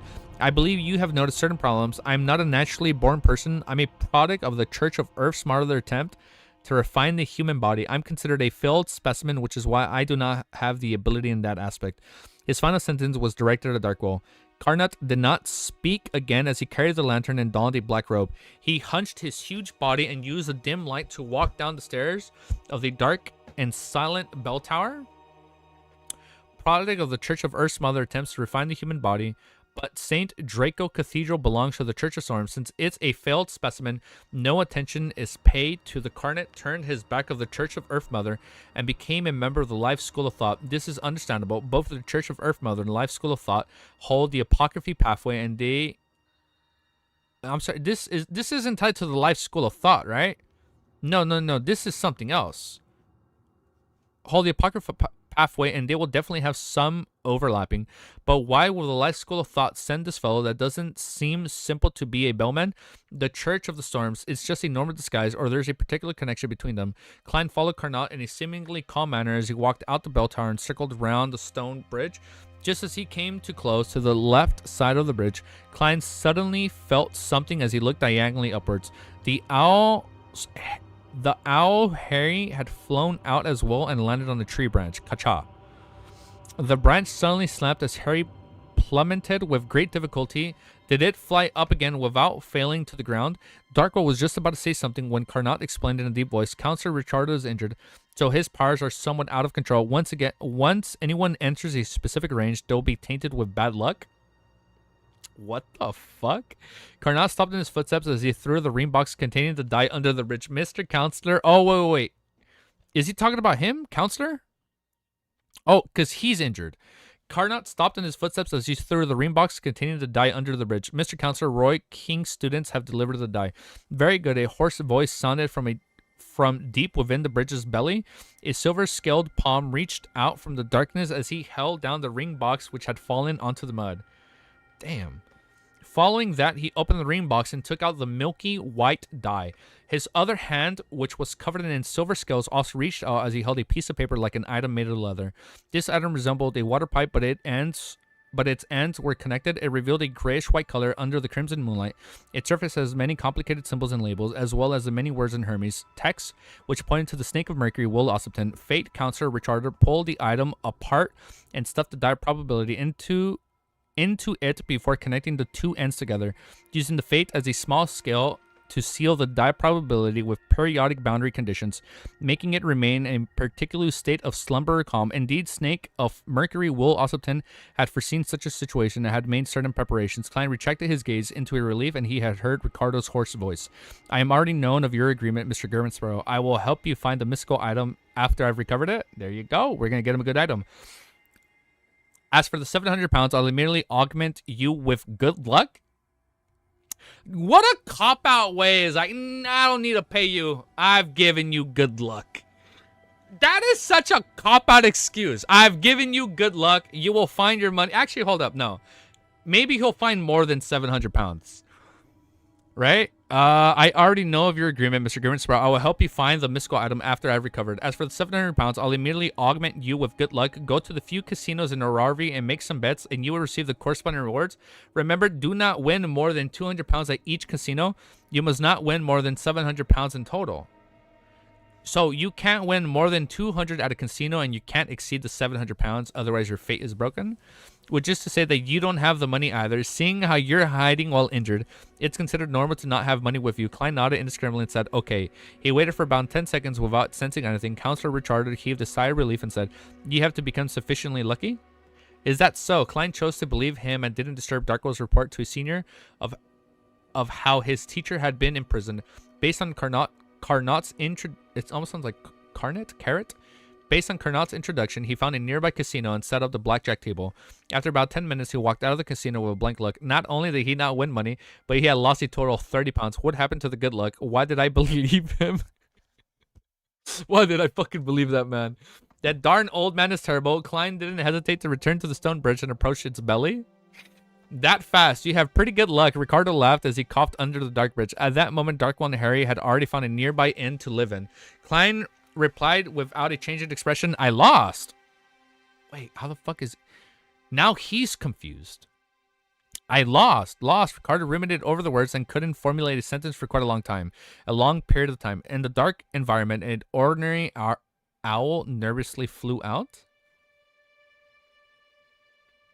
Did the owl have something to do with his luck? Huh? All right, let's do a timestamp. Let's fucking keep reading. 1 hour, 35 minutes, 48 seconds. Now, before we continue, let me just go turn on the light behind me and check to see what the missus has said. All right, give me 1 sec. Hold for 1 sec. You already know why it didn't work. I actually don't know why it didn't work.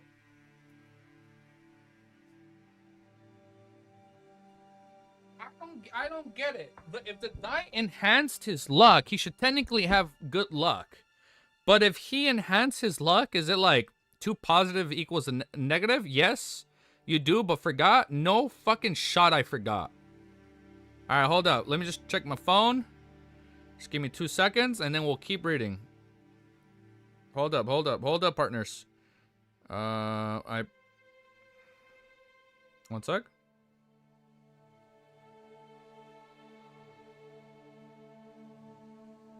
Or let me send a quick message to the missus.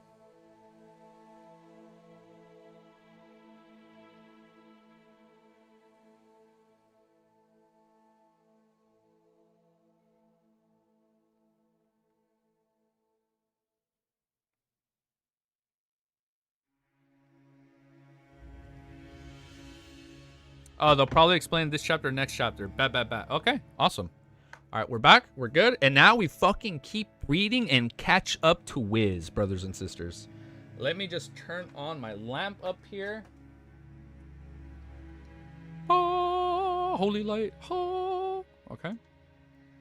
It's not really that different. It's a little bit different. I feel like there is a noticeable difference.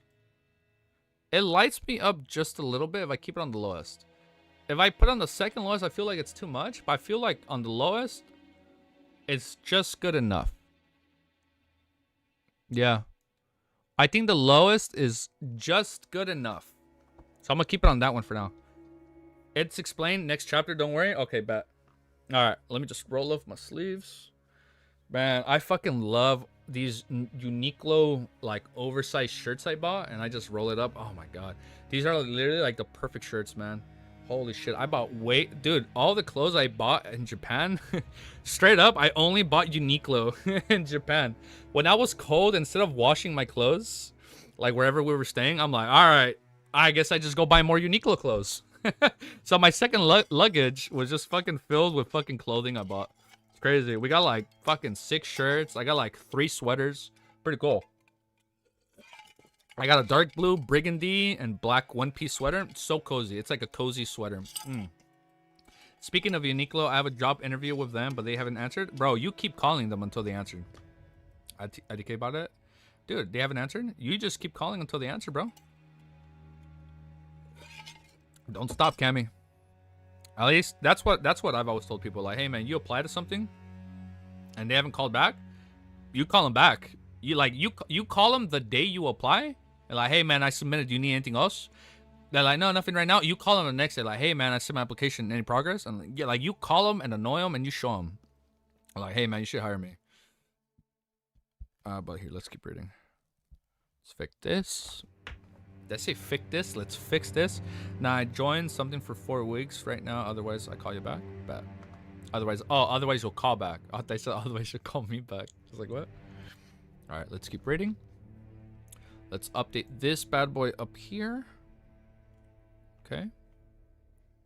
We're at 612, 135. Beautiful. Now we'll keep reading. All right, chapter 612 is called In Hand. How's my audio? It sounds good, right? The 2 street lamps on either side of the stone bridge silently illuminated the streets, but they were unable to disperse the darkness beneath. Only the crimson moonlight from high above could barely illuminate the brown solely. Hidden under the bridge, fate counselor Ricciardo remained silent for quite a while, making Klein suspect whether he had already passed away due to his heavy injuries. He had guessed that a large reason as to why the luck augmentation had failed was because of this. Because he died? Just as Klein was about to ask a probing question to determine the situation, Ricardo coughed and said in a deep voice, in a deep, hoarse voice. You live up to the reputation of being a powerful adventurer capable of temporarily sealing the die. His augmentation didn't work on him because he's that strong. What happened had exceeded my expectations. I'm very curious as to why my luck augmentation on you had failed. Is he just that strong? I'm very regretful that I can't come out and meet you in person. Otherwise, I should be able to see what Beyonders from the other pathways will find difficult to see, even if they possess relatively powerful spirit vision. This is the uniqueness that Fate Pathway holds. So the problem lies with me. That's not the point. The point is that you need to reimburse. That's not the fucking point, dude. The point is that you need to reimburse me 700 pounds. No, 730 pounds. Klein cursed as he couldn't help but recall the orphan Adamisio, who had the nickname of Monster in Tinkin City. The young man who had the... Oh, hold up. We have not heard of Adamisio, and it's been like 500 chapters since we've seen Adamisio. Klein is, he ain't gonna get scammed out of this one. The young man, who was equal to half a sequence 9, had cried out after seeing Klein before falling to the ground. His eyes bled, and the fear had exhibited was as if he had seen a devil. This was because of the uniqueness of the Wheel of Fortune Pathway to the Divine. So he saw something wrong with me. He saw something related to the Grey Fog. Unfortunately, this... Okay, we're getting Adamisio, but he's gonna be a pretty important figure, huh? Shit. He saw something wrong with me. He saw something related to the Grey... He saw something related to the Grey Fog. Unfortunately, this fate counselor is quite heavily injured and has a domain of bad luck around him. There's no way for him to help inspect me. I shall ask Snake of Fate Will Austin when I'm back. Perhaps he might know something. However, this pathway does have the bearing of a charlatan. He might not directly answer me and has a high chance of answering in vague terms. Klein maintained his expressionless attitude and said, "Then what do you plan on doing?" Richardo sighed and said, "Get Darkwell here. I'll augment him with good luck and get him to win the money at the casinos on your behalf." Using the name of the inn counselor Richardo gave, Klein quickly found the chubby apocryphy. Darkwell then, while carrying the suitcase and cane, Klein watched as he kept winning money at the major casinos. By midnight, he had already won 750 pounds. After receiving the remaining 730 pounds, Klein realized the problem. The reason for the luck augmentation's failure was because of him. Why is that so? Klein held close to his building wallet and frowned as he thought silently to himself. He quickly thought of the thin, invisible, grayish-white fog around him and realized the reason. After advancing to Faceless, the gray fog had integrated... Oh, shit! Yes! The gray fog, it's like now he's walking around with a mobile VPN and it wards off any... It wards off any divinations and whatnot, all right? Ah, got it. Or any augmentations, any debuffs or buffs. So it's a double-edged sword. After advancing to Faceless, the gray fog had integrated with reality to a certain extent. Not only can it help me screen off ravings that aren't too powerful, but it can also destroy any influences that change my fate to a certain extent.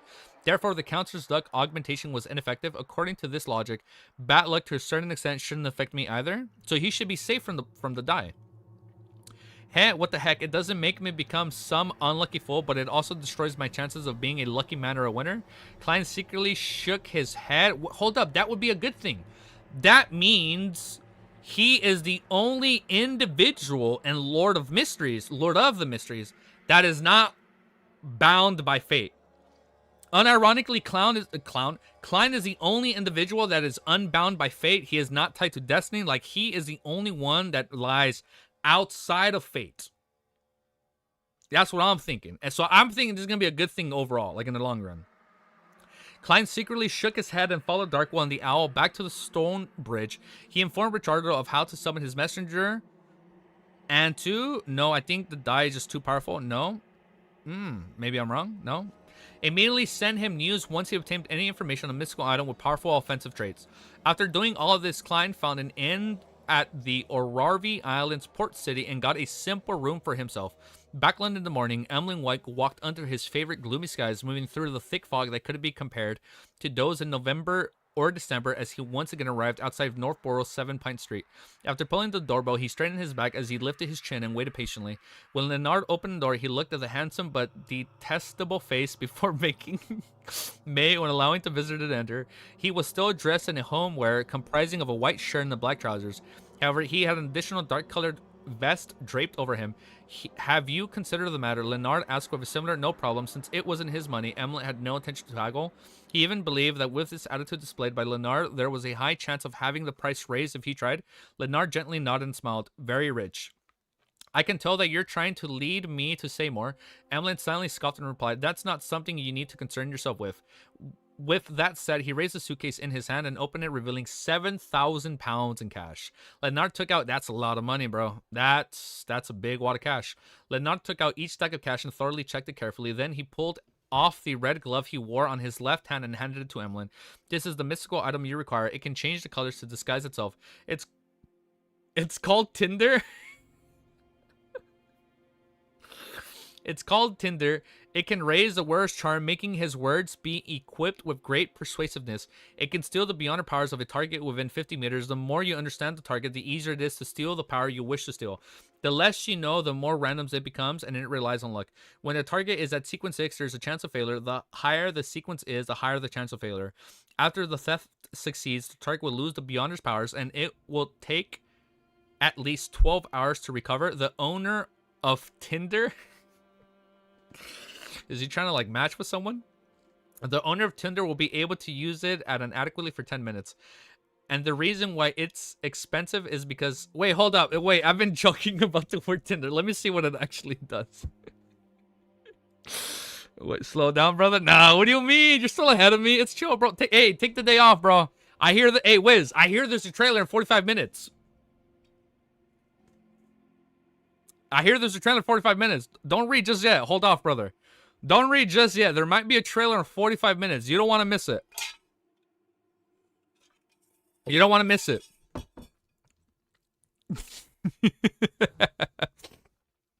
The great LXM race goes on. It's like a fucking JoJo's Steel Bar Run, man. It's like JoJo's Steel Bar Run. This is our Steel... This is the Lord of Mysteries Steel Bar Run arc. LOL isn't the name Tinder. It says Tinder for me. Look, for me, it genuinely says fucking Tinder. I'm not even joking you. Is it Tinder or Tinder? Because for me, this is what the translation says. The owner of Tinder. Single for life, baby. Oh, we're all going on Tinder tonight, huh? Well, hold up. I can't go on Tinder. I am a taken man. It was Tinder for you too? Okay. Definitely Tinder. Let me find my place. After target out. Okay, let me reread this part because I've been joking about Tinder. I actually didn't comprehend what it does. So let me reread what it actually does. It's called Tinder. It can raise the wearer's charm. That sounds like something you can use in Tinder. Okay. Raise your charm, making his words be equipped with great persuasiveness. It can steal the beyond powers of the target within 50 meters. Okay, in freedom units, that's 150 feet. The more you understand the target, the easier it is to steal the power you wish to steal. The less you know, the more random it becomes, and it relies on luck. There's a lot of luck being involved now in this volume, huh? When the target is at sequence 6, there's a chance of failure. The higher the sequence, the higher the chance of failure. I feel like that's been common in most things. The higher the sequence, the higher the chance of failure. Now your risk goes down if you use Tinder. After a certain amount of time, right? At least in this universe. After the theft succeeds, the targets will lose that beyond power, and it will take at least 12 hours to recover. The owner of Tinder will be able to use it adequately for 10 minutes. And the reason why it's expensive is because it has very few negative side effects.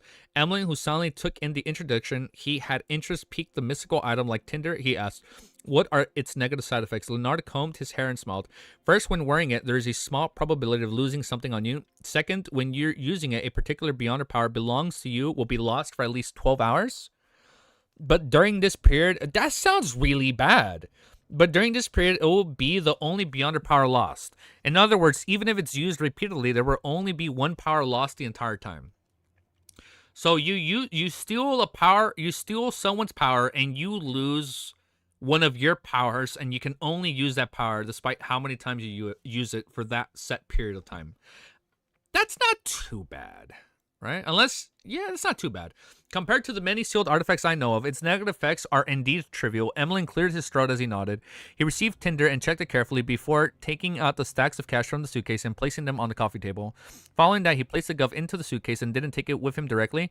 With the suitcase, Emlyn returned to the Harvest Church just like he did before. Once he entered the priest's break room, he set up a sacrificial ritual. The illusionary and mysterious door opened and the red glove tore through the dark and deep void as it was sent directly above the gray fog. At this moment, the gray fog made contact with the glove. A tiny, distorted, terrifying face suddenly appeared. It kept evaporating as it struggled to sustain itself.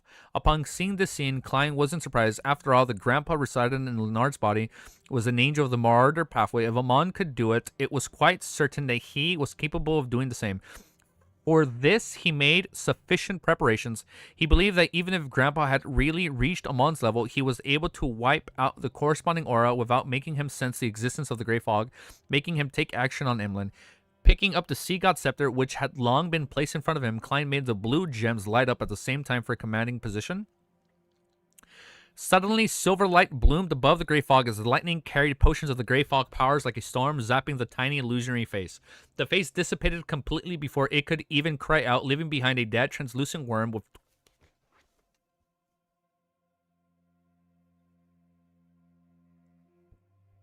I'm sorry. What is going on here? At this moment, the Grey Fog made contact with the glove. Let me... hold up. Following that, he placed the glove in the suitcase... Compared to many sealed artifacts, I saw 12 ringed worms. I'm like, how the hell did we get here? Emlyn cleared his throat as he nodded. He received the tinder and checked it carefully before taking out the stacks of cash from the suitcase and placed it. Let me read this part again and place it on the coffee table. Following that, he placed the glove in the suitcase and didn't take it with him directly. With the suitcase, Emlyn returned to the Harvest Church, just like he did before. Once he entered the priest's break room, he set up a sacrificial ritual. The illusionary mysterious door opened as the red glove tore through the dark and deep void as it was sent directly above the Grey Fog. At that moment, the Grey Fog made contact with the glove. A tiny, distorted, terrifying face suddenly appeared. It kept evaporating as it struggled to sustain itself. Upon seeing the scene, Klein wasn't surprised. After all, so it's Grandpa. So it's like just like how Amon's vessel. Okay, so that's why that happened. Upon seeing the scene, Klein wasn't surprised. After all, Grandpa residing in Lenard's body was an angel of the marauder pathway. If Amon could do it, it was quite certain that he was capable of doing the same. For this, he had made sufficient preparations. He believed that even if Grandpa had been really reached Amon's level, he was able to wipe out the corresponding aura without making him sense the existence of the Grey Fog, making him take action on Emlyn. Picking up the Sea God Scepter, which had long been placed in front of him, Klein made the blue gems light up at the same time from a certain commanding position. Suddenly, the silver light bloomed above the Grey Fog as the lightning carried portions of the Grey Fog powers like a storm, zapping the illusionary tiny face. That's where the worm came from. The face dissipated completely before it could even cry out, leaving behind a dead, translucent worm with 12 transparent rings. Okay, so now, well, I didn't read what Ascent said, just in case. So now we know the rings are not just tied to Amon's vessel, but I guess any parasite individual that use a vessel. Okay, so Amon and Grandpa can both leave behind the 12 translucent, transparent wings, right? The Worms of Time. Worm of Time, but it seems weaker than Amon. Oh, no wonder he's scared of Amon. He's stronger. Worms of Time, but it seems weaker than Amon. Klein muttered as he beckoned with his hand from the red glove and familiar worm to fly to him. As some serious scrutiny, he confirmed that the worm was basically identical to the ones Amon Avatar had left behind. My dear poet Grandpa is on the same sequence as Amon. No. Sequence 1. No, not necessarily. Perhaps this is a unique trait of one of the earlier sequences.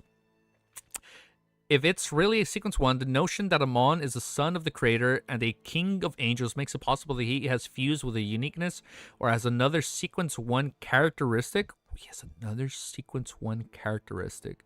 Klein made a guess, but he was unable to verify it. As for what the dead worm of time could be used for, or when its spirituality were to completely dissipate, he could only throw it into the junk pile due to his lack of the... It's crazy how, like, he has a junk pile of all these crazy mystical items. Due to his lack of the corresponding knowledge. 7... Pinster Street, Backlund. Leonard Mitchell sat on the sofa with his eyes tightly closed. His eyes were propped up on the coffee table as though he was using a short nap to make up for an entire night of being awake. After a known period of time, he suddenly opened his eyes and said with a suppressed voice, "What happened? Have you determined the true buyer of Tinder?" And it's still funny, the name.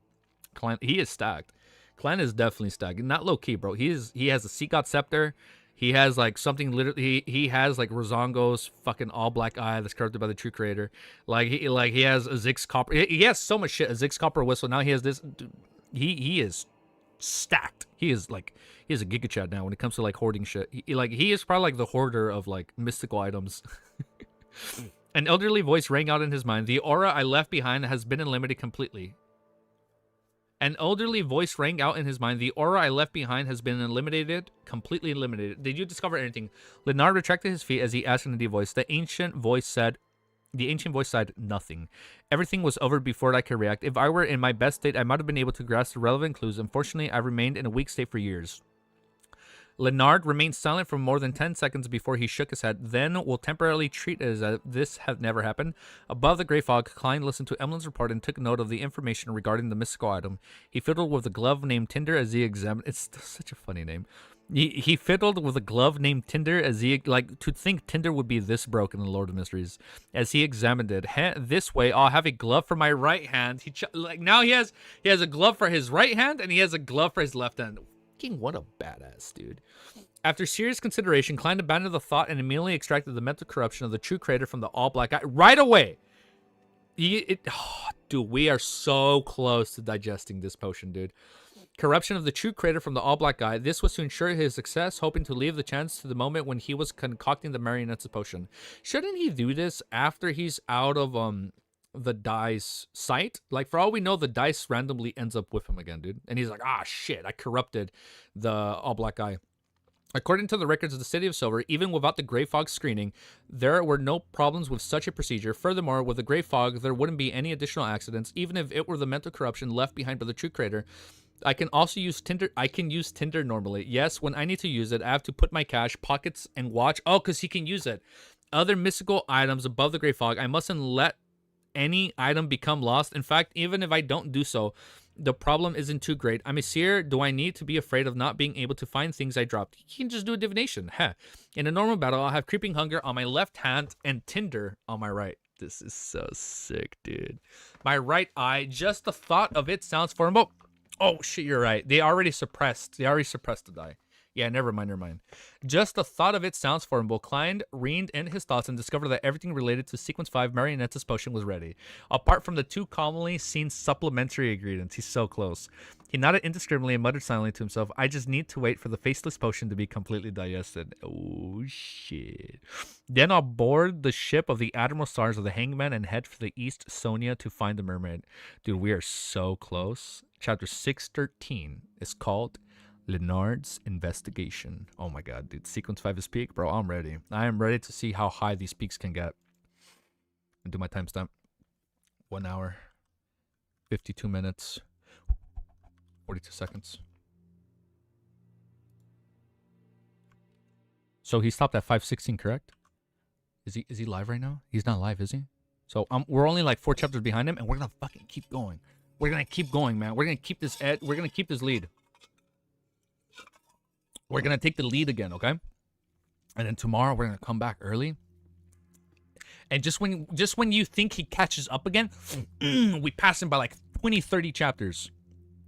Rained? Oh, rained. Got it. Thank you. All right, chapter 613. Leonard's Investigation. Chapter 613. 613. What time you streaming tomorrow? I don't know yet. I am going to wake up, go work out as I always do. Keep going. Lucas, you're almost caught up. Oh, who's Lucas? Lucas, well, I've already marked my presence here and I'll go back to where I left off. Oh, no way, Lucas. I'm still watching our dear narrator in the past, chapter 64. I still have a long way to go until there. Dude, no way, Lucas. That is so... I don't know if he's still here, dude. That is so badass, dude. Thank you. Good story to all. Bye. I'll catch up soon. Dude, for sure, bro. Whenever you get a chance, man, tune in and say what's up. Dude, we're always here. I know, because I know there's people that are only watching the VODs, or like they don't watch the live streams to avoid spoilers and all that. But dude, feel free to say hi from time to time. Dude, awesome. Thank you. Let's keep reading. That's so cool. That made my day. He called me, what did he call me? Our dear narrator. Oh, thank you, man. Wes said that today and tomorrow he would only stream once a day rather than 2. Bro ain't catching up soon. The next few streams are going to be peak. You guys are getting me excited. Let's fucking keep going, bro. Let's keep going, brothers. I hope you guys better call out, man. If you guys are working, time to call out. If you got school, time to call out. No, I'm joking. Don't do that. Our chapter 613 is called Leonard's Investigation. Lowen Kingdom, East Chester County, Stowen City.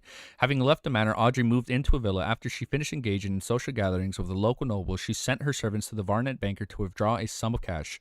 She didn't need to worry about this any further. She could easily pay off the 2,000 pounds she owed Mr. Fool's Blessed, and she can also pay the 1,800 pounds she owed to Mr. World for the psychiatrist's characteristic.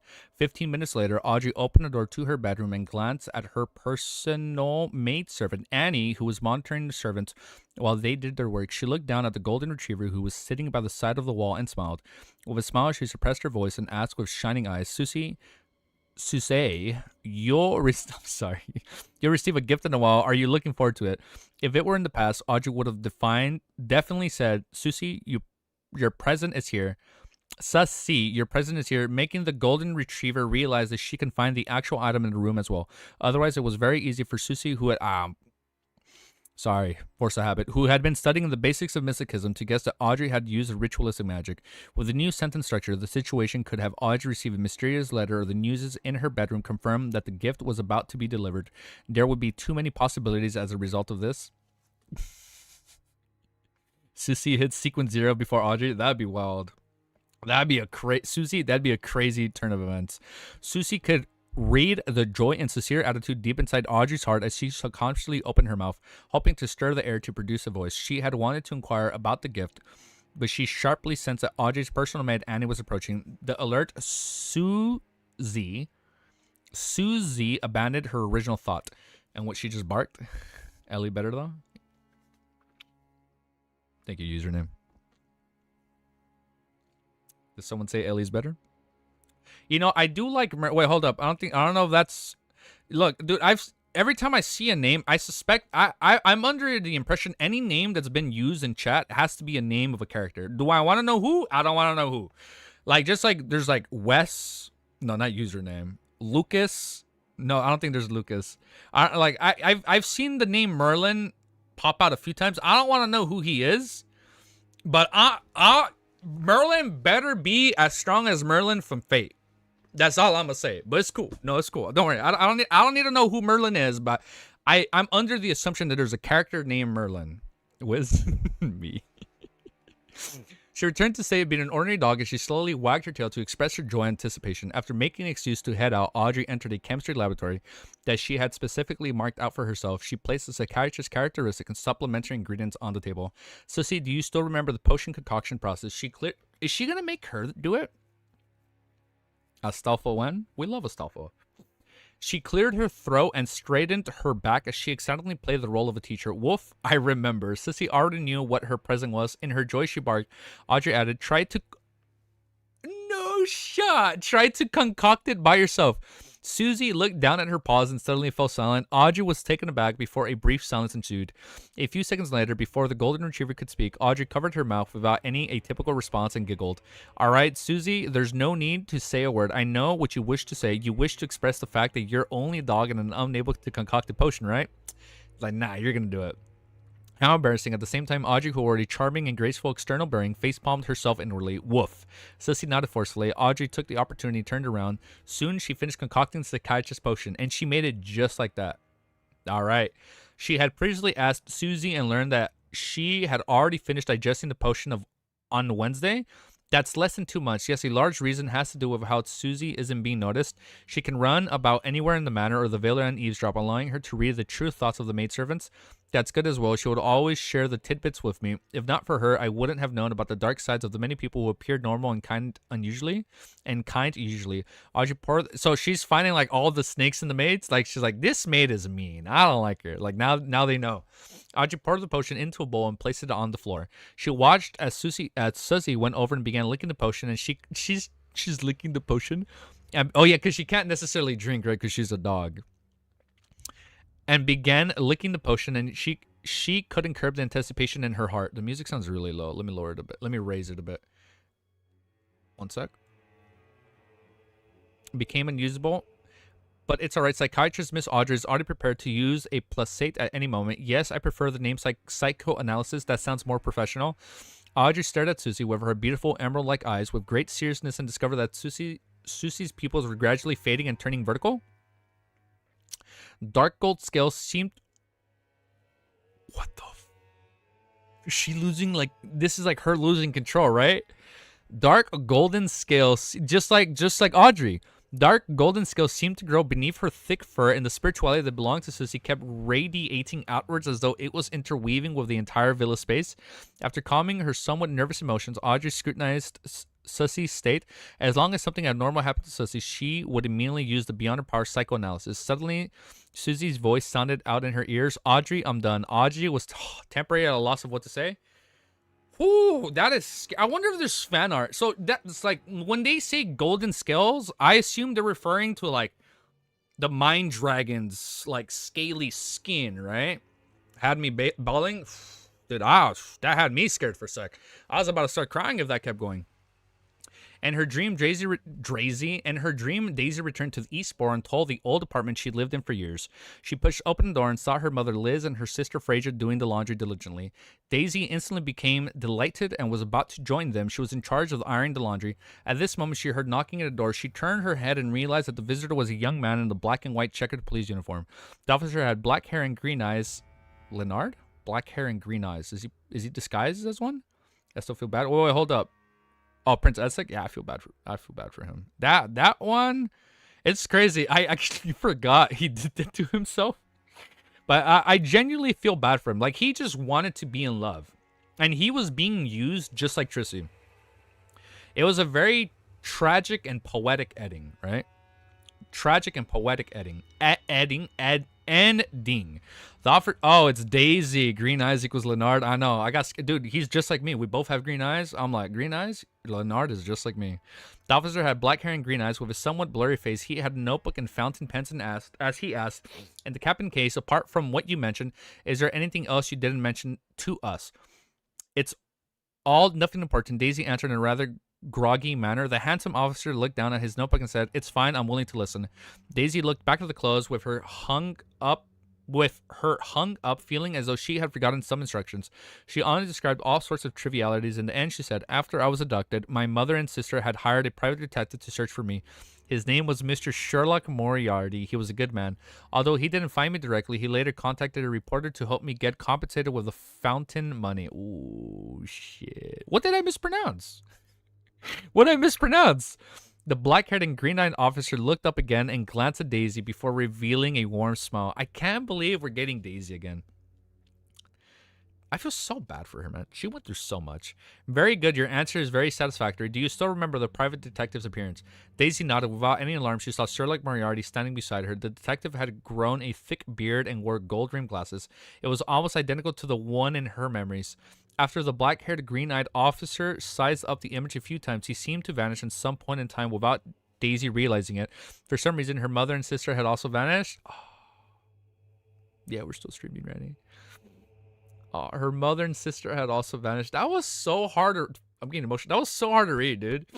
She ran through Eastbourne in search of the familiar figures, but she ultimately woke up from her depression and sorrow. When she saw the dark ceiling of her school dormitory, she laid there in a daze for a second. Fuck, man, that's hard. Daisy didn't make a sound as she turned her body and buried half her face into a pillow. By the corners of the pillow, a wet... Oh, man, that's sad. By the corner of the pillows, a wet stain gradually spread out. Look at it, dude. I'm not even joking. I'm getting that emotional, dude. What's that one meme? Emotional damage. Like, dude, it's crazy how fucking side characters get me all choked up now, dude. That's how you know this is a good series. Like, once you lock in and, like, you start, like, falling in love with the series, anything gets to you, man. Like, you know what'd be crazy? I can see them bringing back the old lady that sold fucking Klein rye bread in, like, chapter 2 or 3 coming back and having a sad, pitiful death. And she's like, oh, you're Klein. I would genuinely bawl my eyes out. Like, if that were to happen, I'd be like, holy shit, dude. Dude, by the way, thank you, man. There's like 40 of you guys here. I would genuinely cry. Old Colder, man, that was fucked up. He's like, he finally had the food he's been wanting to eat for so long. Yeah, Miss Deline. Yeah, Miss Deline. Old Miss. She was the one that taught us, like, all the... She was like, oh, the grain act. Like, yeah, there you go, Miss Deline. Dude, if Miss Deline were to come back and, like, volume make... Oh my god, you remind me of an individual called Klein. And then she's, like, dying. That, I would genuinely cry. That would genuinely have me choking up, even though she was only involved in like one chapter. I will still genuinely cry. Nope, that's the landlord. Shit. Well, okay, the landlord too. I would genuinely cry for her too. All right, let's keep reading. As very good. Your answer is very satisfactory. Just remember where was it? A wet stain gradually spread out. Fuck, man. Yeah, the bread lady. And remember how I theorized like maybe she's the Evernight goddess in disguise as a human? Do you guys remember that one? I said that really early on. The person who entered Daisy's dream was none. I fucking told you guys it was Leonard. You're like, anybody with green eyes doesn't mean Leonard. It was literally Leonard, bro.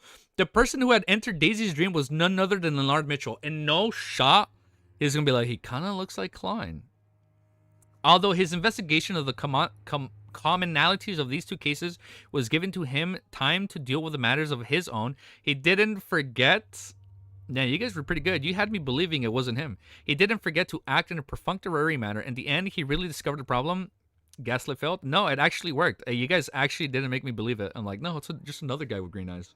Just like the Sharon coincidence, there was Rafe Sharon with one R, and then there's bodyguard Rafe Sharon with two R's.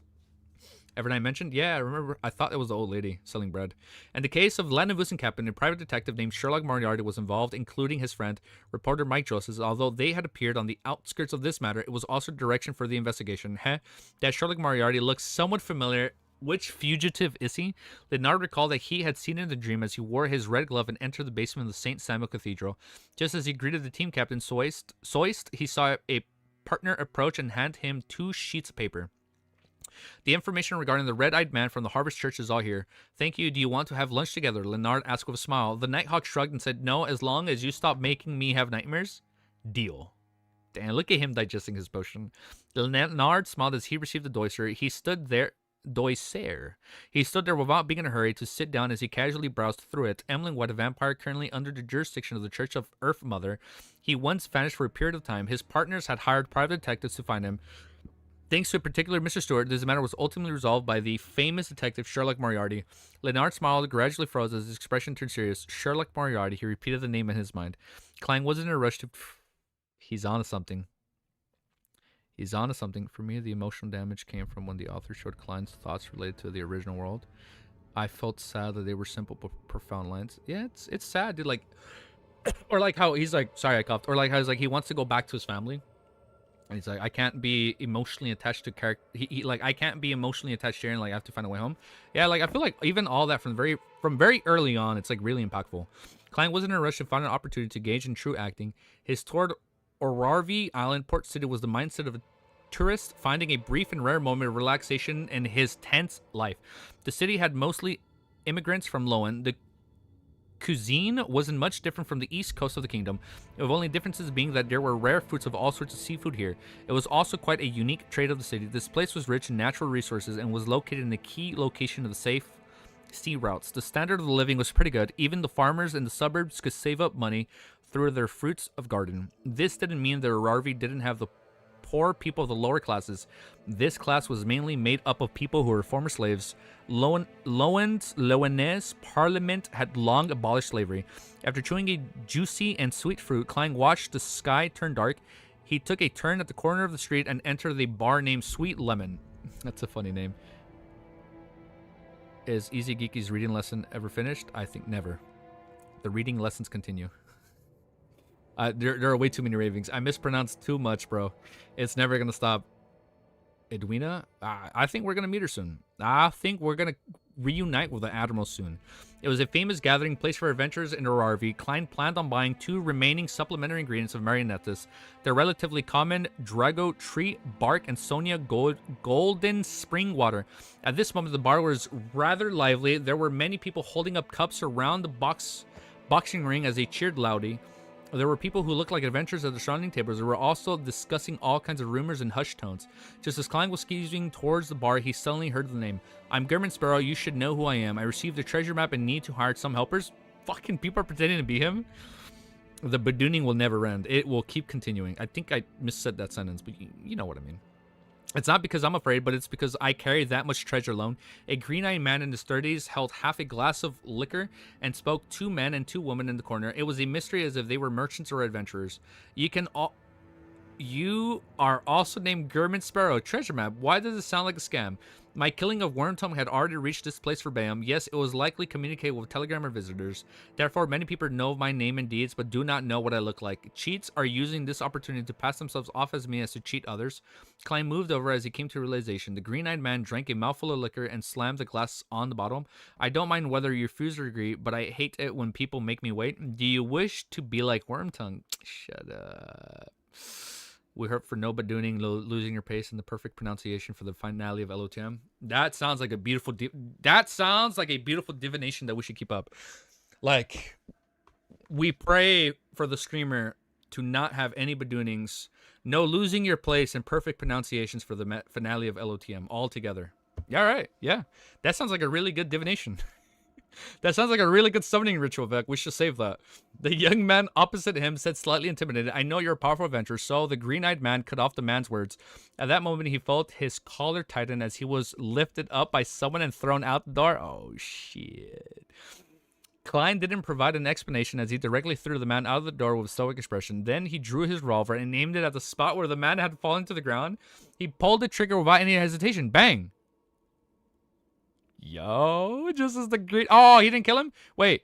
Just as the green-eyed man fell to the ground, he saw a spark light up as the ground near his crotch. He was frightened that he swallowed back his cursing and scrambled away. Without any explanation, his weak performance proved that he wasn't Gurmsborough. Klein ignored the victim who stood there in a daze. He politely blew at the mouth of his revolver before stuffing it back into his underarm holster. What a badass. Following that, he walked slowly to the bar counter in a resulting silent atmosphere. Now everybody's like, that's the real Gurmsborough. Right? He's like, that's the real guy. That's the real Gurman Sparrow. That was fucking good. All right, next chapter, 6:14, brothers and sisters. Timestamp, 2 hours, 9 minutes, 14 seconds. Copy, paste. 1 sec. Let me just check my phone quickly. 1 sec. Got to see what the missus is saying. Just give me 2 seconds. 2 seconds. 2 seconds. I missed a phone call. Oh, she's gonna kick my ass. I missed her phone call. No, zero corruption. Never have we ever. 1 sec. Let me do a quick phone call. Just give me 2 minutes.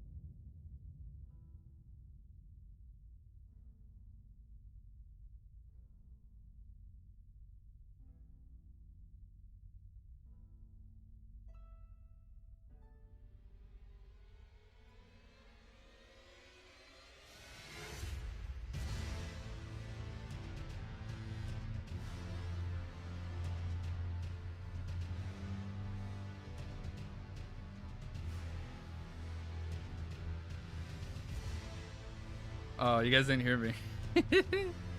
I was muted, my bad. Alright, we're back. Oh, look, Ellie, you're so cute. Come here, Ellie. Hey, you want to say hi to everybody? Oh. The boss music played when Ellie walked in.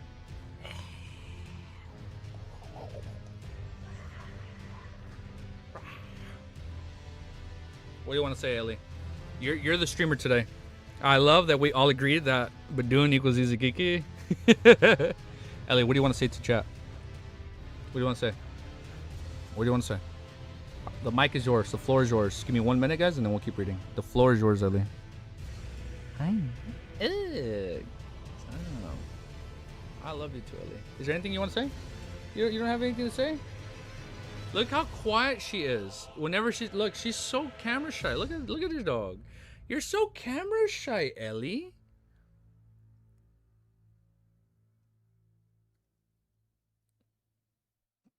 Fuck you guys. Really? No, I don't. Wait, hold up. I actually don't mean fuck you guys. Are we actually getting one? Oh shit. Are you guys fucking ready? Alright, we're gonna do an outro for this part of the video. And I think we're gonna upload this by itself. Oh shit, here we go. Hold up. Alright guys, it's breaking news. We're gonna abruptly end this part of the reach through because we're getting a Dally. I can't speak. We are getting a Dally preview in 10 minutes. Holy shit, it's happening. Ellie, are you ready? Are you excited? We're finally getting Madame Dally. Oh my god, I'm so ready. All right, hold up. We're gonna abruptly end it. We're gonna blah blah blah blah. We're gonna abruptly end just this part of the read through. Like, comment, subscribe, share it with your bus driver, share it with your neighbors, share it with your enemies, share it with family, share it with the extended family, share it with like the people you visit on the tour. You know, let them in. Share it with your enemies. Share it to your true creator. Share it to your mommy Evernight, and we will see you guys really soon for the next part of this recording. All right, later, guys. Wait, we got 10 minutes? We got 9 minutes. Holy shit. Holy fucking shit. Ellie, I'm gonna put you down now, okay? I love you. I love you. I love you, Ellie. All right, go down. I fucking love my dog. She's catching up with her husband. Wait, who is catching up with her husband? Ellie? What the fuck do you mean? She's single. My puppy is a woman of God. She is a beautiful nun. All right, I didn't do overall thoughts. So, I think that's fine. This PV is coming out left and right. Dude, this is wild. All right, we're gonna be good. We're gonna do a react. Ellie, do you wanna go out?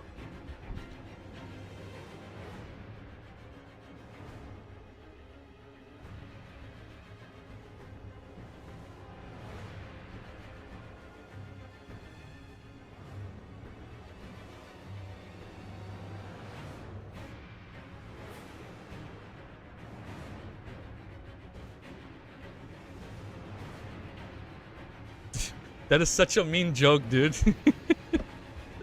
That's such a mean joke. Alright, let's fucking keep reading. Alright, let's keep reading. Copy, paste. Let me get my timestamps. Alright, so we got a few minutes to kill. Alright, so let's put this here. Let me go on YouTube. Ah, flashbang. Alright, bear with me for 2 seconds. Go to video analytics. Details. Hold up. I need to put my new timestamps up here. And then copy, paste, copy, paste. Why did this loop again?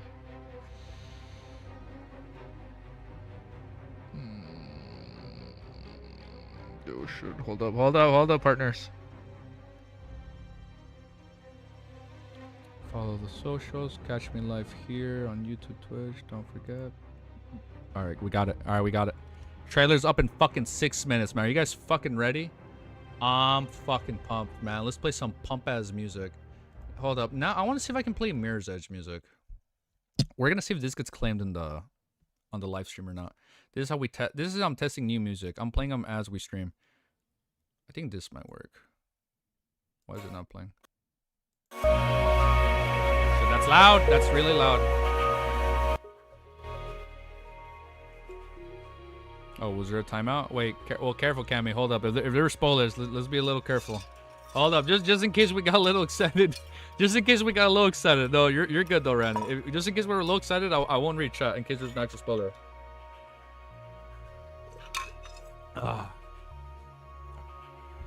It was not Cammy. Here we go.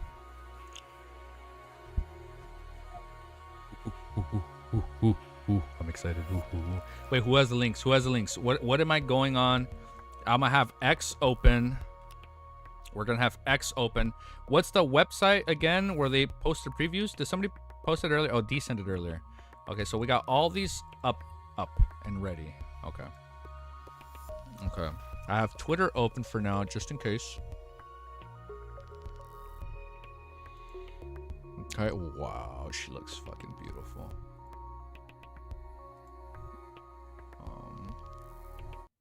So there's 5 minutes, so we can watch this for now.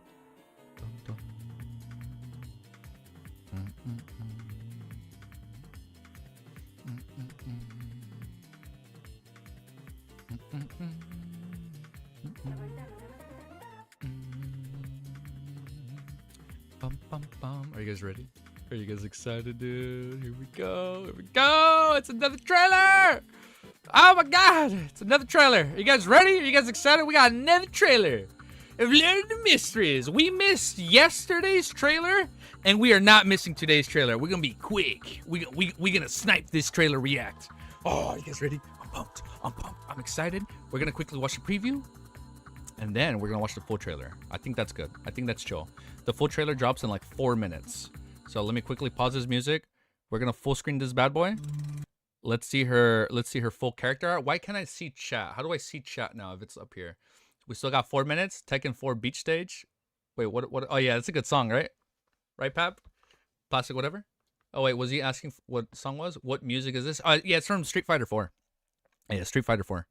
I mean, fuck, Street Fighter 4. It's from Tekken 4. All right, here we go. Let's go, brother. Oh my god. Oh god. She is so beautiful. I prefer the what of the spirit? Dude. Wow. What? Dude, these things go by so quick, dude. Oh my goodness. Damn. June 6th. This month, bro. This month we're actually getting the trailer. Damn. Dude, she looks so beautiful. I think Madame Dally might actually be the most beautiful woman in Lord of Mysteries. Like, genuinely, dude. I think she might actually be the most beautiful woman. Wait, was there like a full body? A full body image? Damn. I can't believe I shipped her with... I'm not even gonna say it. My first official ship was so wrong. On so many levels. I formally apologize. She's so beautiful. Alright, full trailer drops in 2 minutes. You guys ready? Because I'm excited. I'm fucking pumped, man. I'm not even gonna say what my first one was. I genuinely apologize for that. Alright, here we go. Let's wait. Now we're gonna how do I exit this? So I click on their page and now we wait. What do you mean June 6th? The previous coming? Alright, here we go, man. What the fuck? Why the fuck doesn't it let me log into this website? Now it's asking me to use a QR code to log in.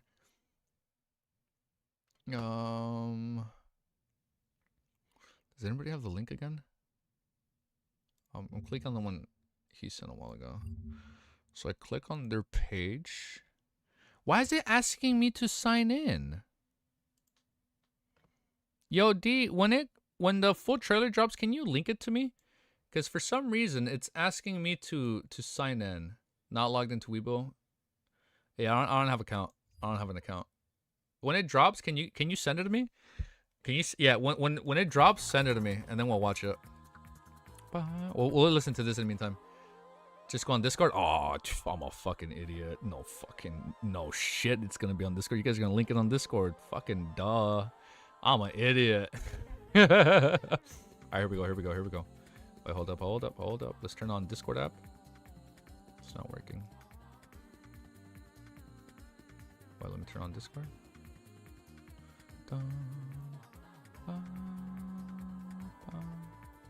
Wow. She looks beautiful. Few seconds until release. All right, here we go. Here we go. Here we go.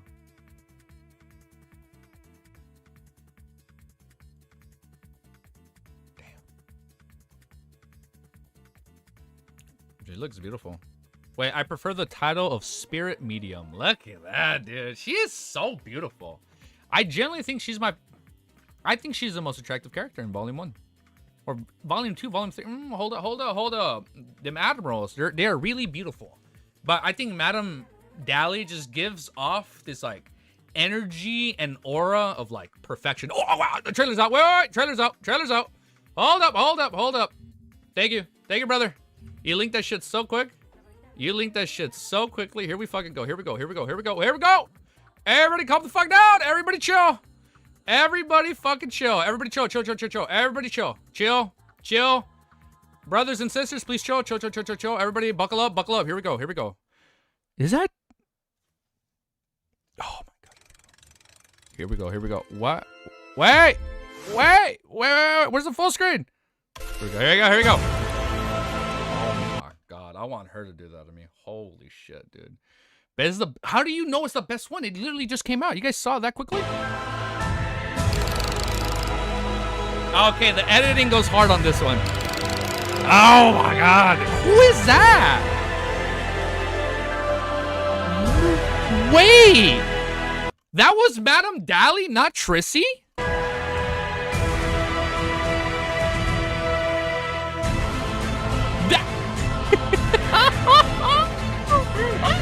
Oh my god! Is that Ray Bieber? Wait, spoiler, spoiler, this is spoiler, spoiler react, spoiler react. Oh shit, that was Ray Bieber. It's when he's being, I can't speak, hold up.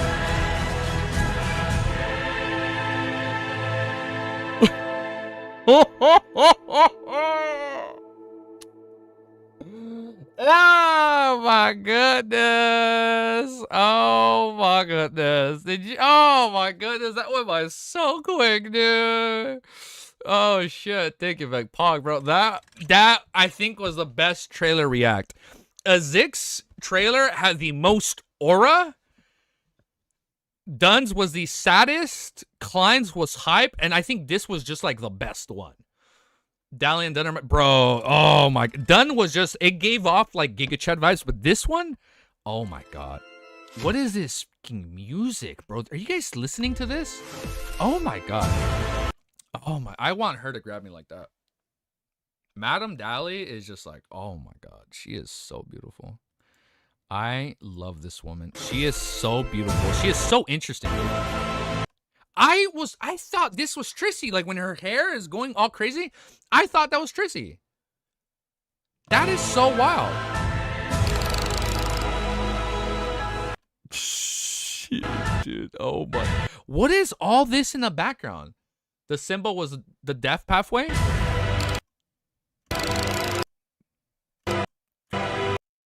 I'm sorry, who is this? Is this supposed to be Ray Bieber? I can't read this. Is this Ray Bieber? Everybody thought it was Trissy, but it was actually Ray Bieber. This has to be... That is actually Madame Dally. Oh my god. Oh my god. Dude, she is... I'm sorry. This has... Is this the Harbor fight? What fight is this? It's the Sharon. Dude. There's so much fucking going on. Oh my, look at her Ray form. Wait, that's not her. The crazy in animating these low sequence abilities. Who are these people? Okay, we haven't read volume 1 in like 6 months, so it's been a while. This is Ray Bieber. So this is, I'm sorry, was Madame Dally present in the Ray Bieber fight? I'm tripping out. No, right? I just realized there's no, I was like, we should listen to the English one, but there's actually no text. I mean, there's no audio, but there is text on screen. That's the spirit she can control. This one is peak. That's the spirit she can control. Dude, it's been so long since we've seen her fight. This should be near the Demoness Sharon arc. This is Ray Bieber. Remember, he takes on this crazy form after he like digests the Antigonus family book, and then he like blows up. Right? No. There's 2 special chapters, 5 to 10 minutes. English will come at least. Oh, the English will come later, like the last time. Oh, man. All right, dude. I don't remember none of this, bro. Why is he being frozen? That's Klein being frozen, right? No, that's not Klein. She is a spirit meter. She is a Bro, why does this look good? Wait, hold up. I don't want to know anything about Volume 4, Neo. Hold up. Chill. We're only at Volume 3. Hold up. No. Oh, what is going on, bro? Ray Bieber and all his immense presence. Demoness Sharon can control ice. What is this? I'm sorry. Can anybody translate this? They haven't even animated Volume 2. Why will they show? Yeah, I don't think they're gonna be showing too much ahead. Well, this is a good trailer, dude. Hands down, I think this is the best trailer.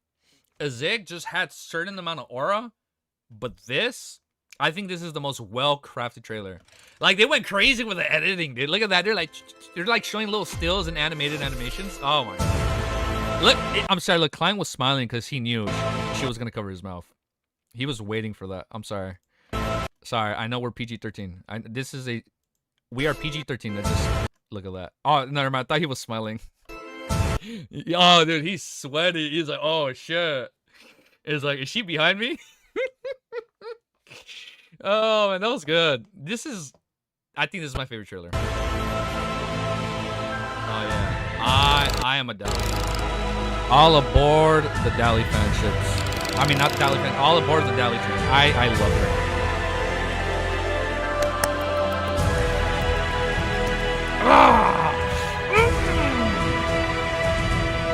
Oh, dude, it's so sick.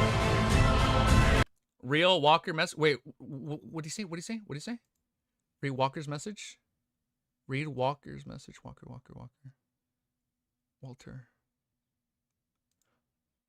Oh, it's the corpse collector. Ah, got you. Goddess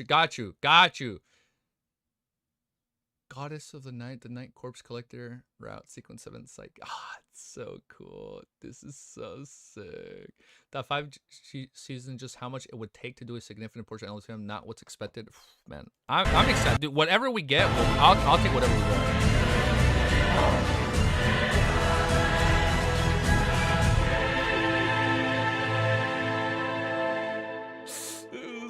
Fucking good, dude. This is so coded, man. Oh, did I say Walker? My bad. I mispronounced that. Round of applause. Don't forget, guys, this is the month of Lord of Mysteries. Our beautiful, righteous Mr. Fool. Praise the Fool. Join the cult. Join the book club. And we're all gonna see you here very, very soon for all those Dunko reacts, because it's gonna be crazy, man. I'm so excited, bro. It's been so long since I've been this excited for an anime. Like, I'm not even kidding you, man. It's genuinely been a cool minute. Like, of course I'm always excited to watch a new season of like whatever comes out, like whatever's hot that season. But it's been a good while since I've been like this looking forward to something. And I'm ready. Every month until September will be the month of Ultimate. We're gonna be counting down those days. And then once season 1 ends, man, I'm gonna be starving, bro. I'm gonna be frothing for season 2. But you know what? That was a 2-minute react, and there's nothing else to say. We don't gotta stall. We don't gotta drag out this react. We're gonna leave it there. Mwah! I'll see you all for hopefully another trailer react tomorrow. But I don't know. I don't know how much you can show, right?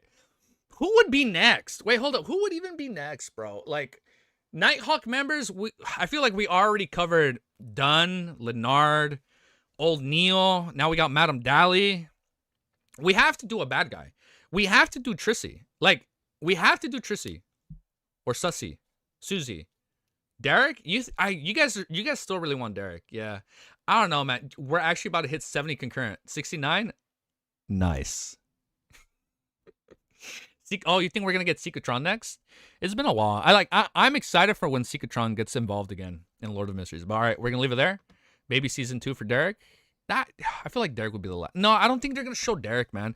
Like they're gonna keep him a mystery for like anime only. It's like they don't want to like reveal anything about him until like he's meant to be shown. Very high quality. I want to see the Forsaken Lands. I'm excited. I'm excited to see the Forsaken Lands. All right, guys. Peace. Have a beautiful day, and I will see you all next time. Later. Peace. That was exciting. All right, I think this is what I need to do. I don't know if I should end stream and start uploading all these reacts because I have not done. I haven't uploaded all the other ones. I don't know. W stream? Yo, man. W comment. W comment. W comment. 3 more chaps? 3 more chaps? 3 more chaps. That was fun. No, I think we'll end it. I think we'll end it. I want to upload. Let me hold it. Let me look at my memory. Because don't forget, I was going to go back and start clearing everything out. And it's going to take a while. Upload them quick. Going to be first before Wiz. We have 130 gigs. All right, guys, I'm end stream. I'm going to start uploading everything. We got to beat our competitor. All right, guys, I'm end stream. Oh, don't worry. We'll be back in like maybe an hour, hopefully. All right, don't worry. We'll be back. We're going to upload all this. Don't worry. I'm ending stream for a good cause. I know there's like 70 of you guys here, but hey, I know we're ending stream with a lot of you guys here, but it's for a good cause, okay? Tomorrow, we're going to be back, and we're going to be streaming as long as I can. And we're going to pass Swizz. And we're going to pass him by like a huge amount, because he's uploading that trailer right now. I'm going to let you guys go, okay? Cinema, I'm going to see you guys tomorrow. Remember, we stay in second place for a reason, and we're going to save that blue shell. All right, I'll let you guys go. I'm going to start uploading all these videos, and then I'm going to clear space on my PC, so that way tomorrow when we do like a long read-through, I have the space to record everything. All right, guys, peace. Have a beautiful day. I'll see you guys soon, okay?